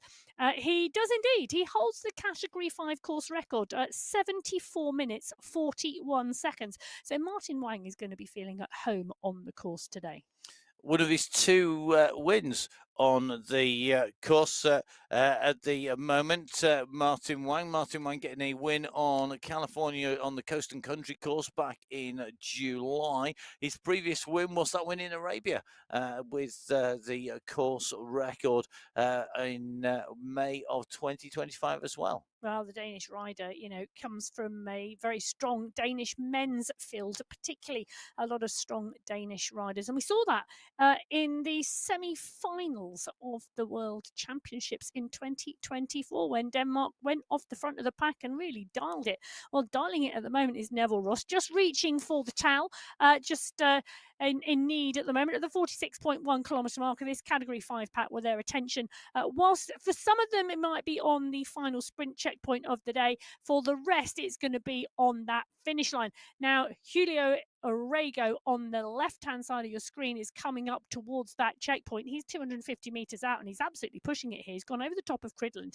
Catabona and Tiger are there. Tiger is one of the riders he needs to watch because he's got a phenomenal sprint on him in Category 6. Has Orrego done enough? He's 1 second clear of Cridland, 2 seconds near of Tigert. The question for me is, will Tigert go for the checkpoint? It's the green banner up ahead. You can now see it, but Orrego sat up a little bit. He's now pushing on again. Tigert not interested by the look of the power coming out of him. Jonathan Cridland, is he going to let Julio Orrego take it? I think he is. I think they're lining up for the finish line behind, and they're letting Orrego take the sprint checkpoint. So as we go through a Yas Marina circuit, a circuit you can ride on in the UAE, it's not just a Formula One circuit. Oh no, it is a fantastic circuit to go ride at public slots when you can go ride on the Yas Marina circuit and go experience in person what our riders are experiencing on MyWhoosh, which you can do too, of course, if you download the app on iOS, on Android, on PC. Jump on board the live coaching, get yourself out and ride with the riders who are out and racing, riding, training on MyWhoosh on a regular basis. Now, just interesting to see here, Joel Warren coming up at speed. He's going to go over the top because he's got the momentum. He's got to then hold it. An answer comes from Holman Smithson. They've just seen him go through, but Warren goes over the top here. Interesting move by Warren here to go through, takes away those points. Does it mean it's going to keep hold of the jersey? I think it does, and that means at the moment, Warren now with that final sprint done and dusted, he has sewn up that sprint competition. Yeah, and you know, it is really one of the competitions that Warren targets. Joel Warren, the young rider, really focused on that push, that drive, and picking up those points in the sprint competition, and deservedly regularly being awarded the title each week.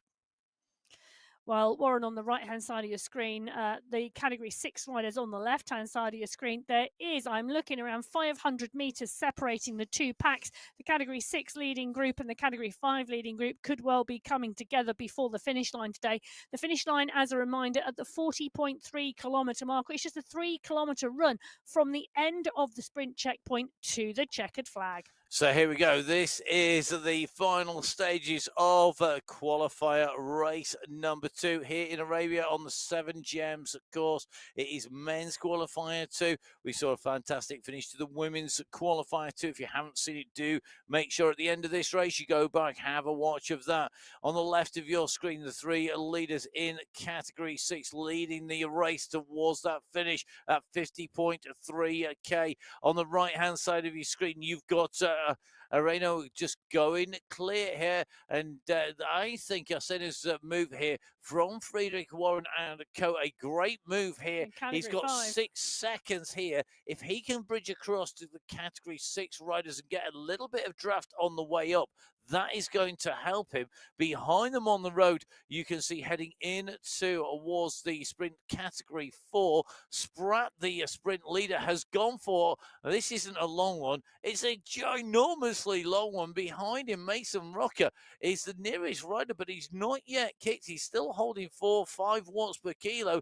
I think he's going to give this to Spratt, but I would not be surprised if Spratt then pushed over the top and kept on going to keep that gap, because they've given him the room to move. Behind, Ungara, Pino, Moreno, Rocker and Co. are on the way to the line, but Spratt at the moment went through that with some style. He did indeed, and then sat up very quickly. It's really interesting to see, with the sprint checkpoint so close to the finish line, that these riders are letting a rider go down the road to take it whilst they think about the finish.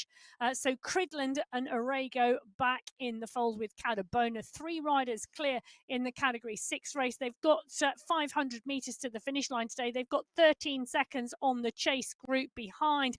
Oh, they could well be clear enough and not be worried about the chase behind. The chase group behind are going to be battling for 4th and 5th. It's going to be a 3-rider sprint in the Category 6 race. In the Category 5 race, coming up onto that chase group, Arseno, the rider who went clear of the Category 5 pack, he's got 11 seconds.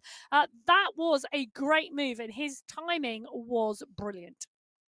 So Arseno at the moment leading out that Category 5, Category 6, though not far to go. Well, it is Cadabona who unleashes the sprint first with Cridland, but Cadabona and Cridland. Arago goes late, but Arago goes hard. Arago goes just short of 13 watts per kilo. We're in with Jonathan Cridland.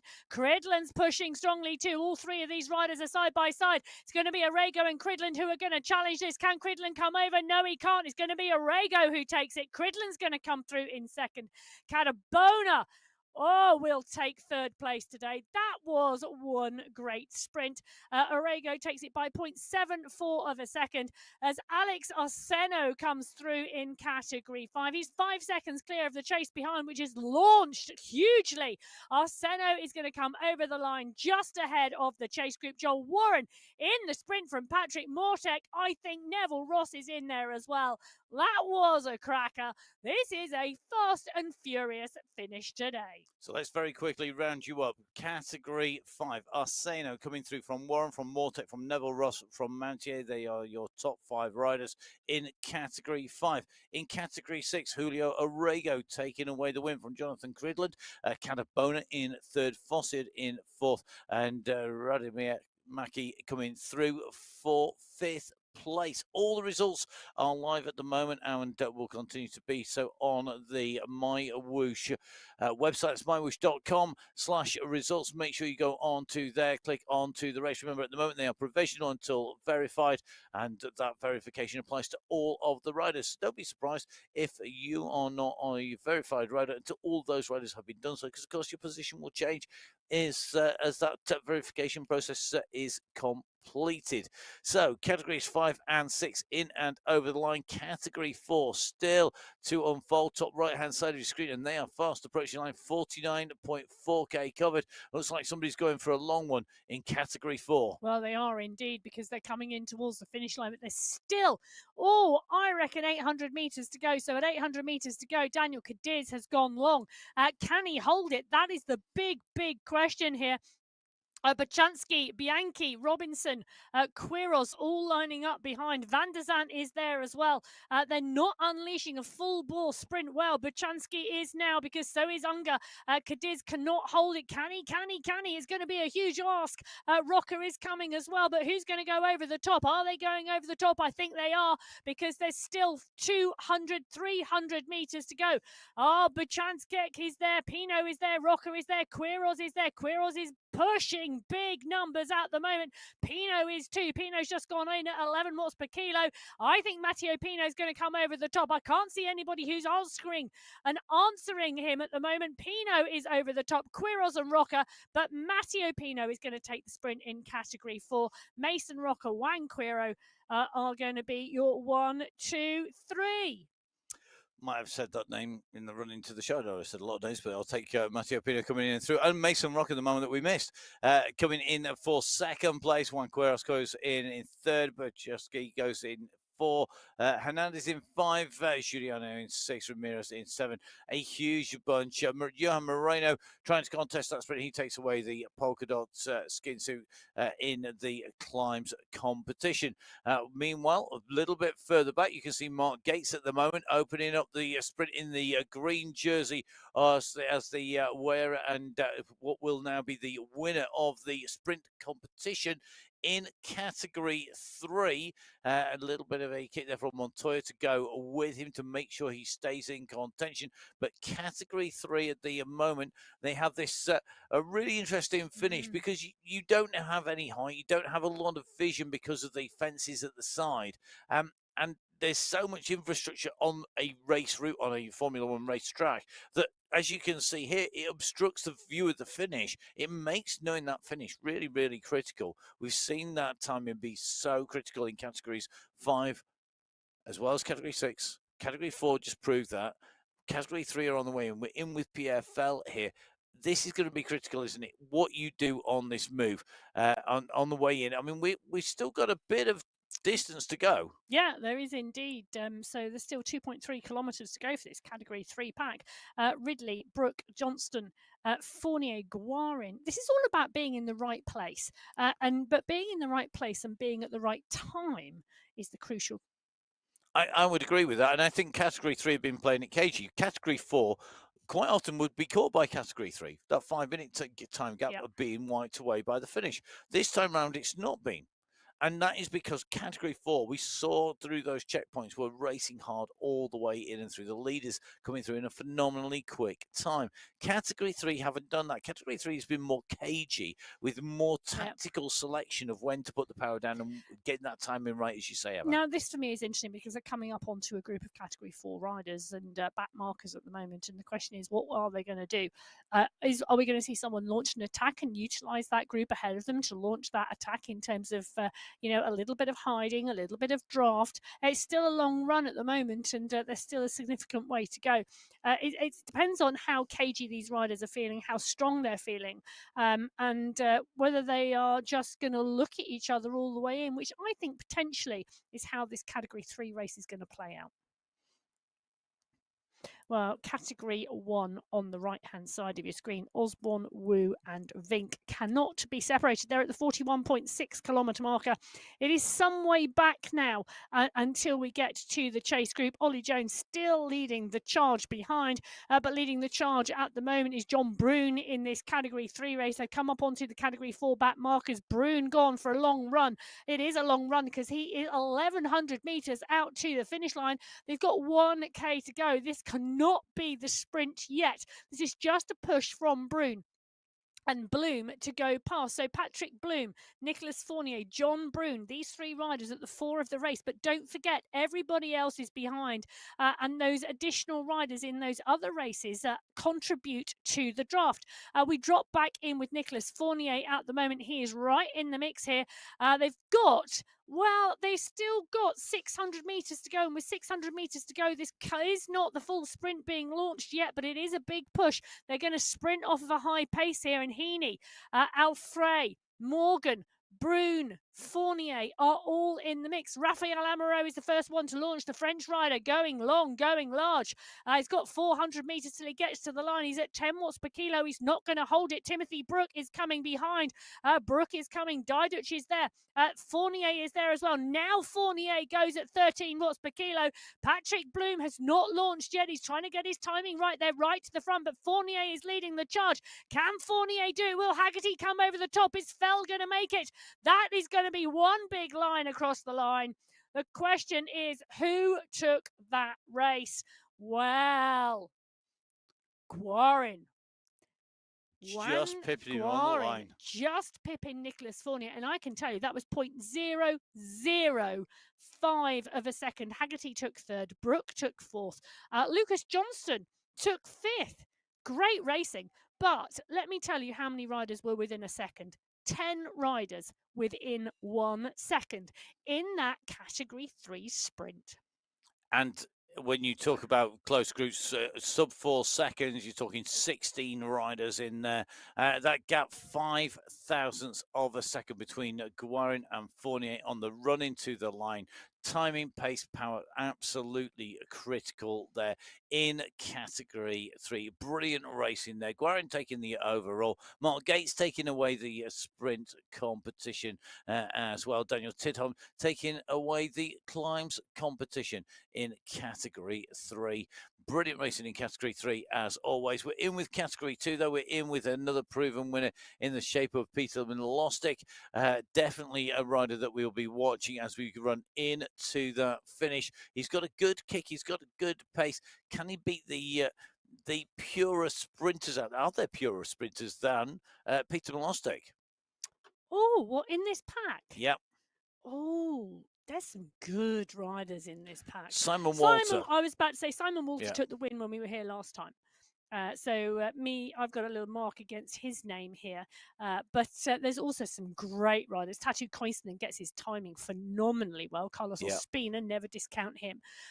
Kalman, Theme, Bjarhead, all there. Tattoo Koivunen, though, if we're thinking back over the last 4 or 5 weeks, he is the rider who has timed his sprints to perfection. No pressure there. That's a rider to watch out for, Cam Winfield. Although his sprint may have been blunted somewhat than when we initially saw him, he can take on the best. Zach Nair. Zach Nair can sprint, but whether he's got that pure, flat-out power, that could be argued that it's not Damsgaard, another rider in that all the cars. Do you know what, Simmons? Damsgaard. Basically, if you see a name on the right side of your screen in the next couple of seconds, it could be any of them. Well, but actually, that's not true, because there are 1 or 2 riders who I'd say are going to be in the sprint, but I'm not going to pick on them. No, but it is interesting, isn't it? Because we did say at the top of the show, the top 20 last time went through in sub 2 seconds in this course. It's looking like it's going to happen again, because that is, well, for me, that is even bigger than 20 riders in that group at the moment. And we could see a new record being set. The fastest time on this course in Category 2, Simon Walter holds the record, 68 minutes, 53 seconds. And, they're going to be very close to that today. Well, we're going to get a good indication of just how many riders are in that lead group as they come in towards the Yas Marina Circuit Sprint checkpoint. And this is about taking away that segment prize as first over the line. A massive sprint and launched by Olivier Simmons. Downs was moving fast. Simmons was going absolutely ballistically paced there as he went through. Guerra comes through, though, holding the green jersey in. He doesn't hold it on the way out. Simmons scores those points, and it looks like Simmons' win there enough to depose Guerra from the overall win. We'll wait to get that confirmed when we get into the finish. Emma, how many riders in that group do we think? We don't think, we know. 40. 40. How many? There are 40. No, I'm not kidding at all. There are 40 riders in that. And I can tell you, Zach Nair went through at the back of the group. So did Ross Fawcett and X100. Damsgaard, as well as Hayland, Bjarhead and Koivunen. My view is watch out for fireworks, because those riders, it was all about positioning at that point. And they didn't want to expend too much energy. They wanted to come through and they want to launch. And launch they will at the end. So, will it come down to that big sprint? Can anybody steal their thunder? Can anybody go off and catch them napping? Everyone's expecting this to come to a sprint. I think it's going to just get wound up and wound up and wound up. Can I just tell you, one of the other really interesting things looking through this data, I think we need to watch out for Phil Graves today. Phil Graves, to this point in the race, average watts per kilo 3.8. Pretty much everybody else in this pack, average watts per kilo 4.4. Phil Graves has been playing the master draft. Well, and that's the way to go if you can. Has Anders Bengtsson done the same, because he's now decided that he's going for that long one? We saw Wu working just now in Category 1, but this is a Category 2 race at the moment, and Bengtsson has gone off the front. He's got 2 seconds on Kaplinski. He's got Wozniak as well as Skierski behind.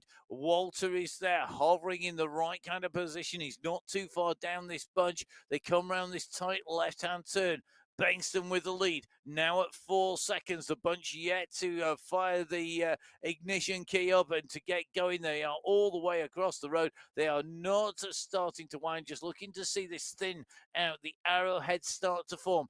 Bengtsson, though, I don't know whether he can hold this to the end. It's a long, long way. Now we start to see the chase coming from behind, and it's going to be Mathiasson who goes after him. Will this get a response? Mathiasson goes at 7 watts per kilo. Still nobody behind moves. Nobody jumping. And this looks to me like Mathiasson could get to Bengtsson. The rest are using the power of the pack to hold them in check. Well, at the moment, they're still not under the 1K to go banner. Now they are.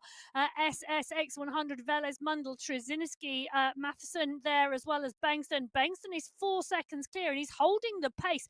Anders Bengtsson is holding the pace. He's got some way to go. He's got to come round the corner, and it's a long run to the finish. The pack are now coming. Peter Milostik's wounding it up and winding it up at 10 watts per kilo. Milostik is coming in hot. I've just seen Graves come into the mix as well, but Bengtsson still 2 seconds clear. Milostik's going to close him down. Winfield is coming. Cam Winfield, the young rider, is moving up through the field as well. So is Ross Fawcett. Ross Fawcett is moving too. Melostic's going to come onto Bengston's wheel right now. They've got 400 metres to go. Bengston's going to go backwards because Melostic's gone over the top. Skierski's now coming at 12. So is Bjorklund. The sprint is now unleashed with the 40 riders coming into the finish line together. Maciek, Skierski, Jakob Bjorklund. They're all coming up. Peter Melostic is there, but it's Bjorklund at the moment. Wozniak is coming too. Fawcett is there. So is Bjorhead and Godzari. But it's Wozniak at the moment with Bjorklund and Skierski. Oh, the pack are coming, but Wozniak's going to hold it. Oh, I think Marcin Wozniak just took that sprint. A 40-up sprint in the Category 2 race. What a race. Marcin Wozniak takes top spot there by 0.147 of a second from Alexei Kalman. And Maciej Skierski coming in third place, 0.22 of a second down, 0.223 of a second down. Jakob Bjorklund in fourth, 0.227 of a second down. Tatu Koistunen in fifth. 0.261 of a second down. Phil Graves in sixth. Michael Schuren in seventh. Jonas Bjorhad in eighth. Lucas Hoffman in ninth. And now that Emma has finally picked a jaw up off the floor by the number of riders who have come through. How many riders? How close? 20 riders, sub 1 second. Ouch. Yep, ouch. Well, I can guarantee there's not going to be 20 riders in the Category 1 race sub 1 second because Vink, Osborne and Wu are still clear. They're 24 seconds clear of Ollie Jones, who's had a individual time trial all race. Lyndon Milostic is leading the charge behind with Van Elst. We're dropping in with Michael Vink on your screen at the moment. They're just about to tick onto the 49-kilometre marker. These three riders are going to be setting themselves up for the finish with well, 1.3k to go now. This is three riders who are going to be coming into the finish line in the Category 1 race. It's going to be interesting. Wu on the front here, I will be sat at the back waiting. The moment I see anybody move, kick. And I think that's just don't go there. Just stay off the front. Stay off the front, stay off the front, stay off the front. Wait, sit, third, second wheel. Do not do the work in the draft. Wait, save that energy. Every little bit is going to count. Well, it is going to count. And Ollie Jones has got two jobs. One, to stay clear of the chase behind because it's a big group behind. It's pretty much the entire pack. I don't think he's going to close down on the group in front unless they really play cat and mouse together. And at the moment, Jones is moving quicker, substantially quicker. But I think it's going to run out of road. He's around 150 metres behind them. But Vink and Wu, Osborne, three riders together. They have 600 metres to go in the race. Nobody has unleashed the power yet. The four riders all still looking at each other, but Michael Vink's on the back of the group and Vink just pushing on. So Vink pushing on here as Wu and Osborne come together. Vink goes at 15 watts per kilo. Osborne's at 11, but Michael Vink has showed he's got their kick as well. He's not just a long distance steady state sprinter. He's got a massive engine on him and a massive amount of power. 15, 14. Osborne's responding. Wu has got nothing at the moment to match Michael Vink and Jason Osborne. Michael Vink is proving he can do the business whether you're asking for climbing or sprinting. It's Michael Vink's day to day in the sprint against Jason Osborne and Yunfei Wu. What a sprint. What a win. Vink is on fire. 48 race wins. Tick in the bank. Thank you very much, Michael Vink. Jason Osborne into second place here today. He does take the sprint checkpoint competition. Wu comes through for third place. Fourth place for Ollie Jones, long-time chaser on his way into the line. Behind it looks like Churek just ahead here of Paradians. Yeah, it does indeed. And Dan Churek winning the sprint against Jasper Paradians. Pedersen, Skierski, all in the mix as we're seeing sprints further down the Category 1 race field. Bjorn Andreas and Mikkel Kaminski, Stefan Van Elst, Vyasin in there as well. Really a race in Category 1 that was lit up in the last 500 metres. It was with that early breakaway going clear. Vink, Osborne, and Wu going through very close together. Vink out sprinting Osborne. Osborne coming back towards the end as Vink eased off Wu with nothing to answer them. You can see the times on your screen. Wu coming through nearly 7 seconds down on the duo of Vink and Osborne, but in the mix right the way into the end. Jones at 20 seconds down, and then fifth place. Leading it home that group was Churek at 32 seconds. Churek from Paradines, from Pedersen, Skierski, Andreasen, and Kaminsky. They were followed in over the line as they came in through by Van Elst in 11th, Vajassin in 12th, Milostic in 13th. And all those results updating as we speak on the MyWhoosh.com website. Jump on there, download the results, grab those results from the results page. Whilst you're on there, don't forget to download the app on iOS, on Android, or on Windows. Jump on board, come and ride. Join the coaching sessions that are led live in person. You can see and hear your coach as you ride, as they ride with you. Don't forget, of course, there is lots of opportunities to race at all sorts of different levels. We've got some new races heading out there. Our big Wasp dropping races heading your way next week, as well, of course, as the MyWhoosh Championships. It does mean that we will be back not in a week's time, but on Tuesday to kick off the MyWhoosh Championships. Join me, Matt Payne. You can follow me at MattFixPayne. Join Emma Martin, who'll be here with me at biking_Emma. Don't forget, you can get in touch with us. You can follow MyWhoosh at MyWhoosh on Instagram, on Facebook, and make sure you hit subscribe to get notified when we go live. We would love to have you with us. We are going to be paying special attention to the live chats in the MyWhoosh Championship, so please don't forget, get ready to get your messages on there. Questions, queries, anything you want, you can ask. We won't necessarily answer all of them, but we'll do our best to answer what we can along the way. Big thank you to you for watching. A big thank you to our riders for racing, and a huge thank you to the team behind the scenes who worked so hard to bring you all of this race coverage, as well as putting in the hard hours to make all of the racing work on MyWhoosh. All it remains is for me to say thank you very much to Emma for joining me in the commentary box once again. But from me, Matt Payne, from Emma, from all of the team at MyWhoosh, stay safe. We'll see you on Tuesday for the MyWhoosh Championships. Goodbye.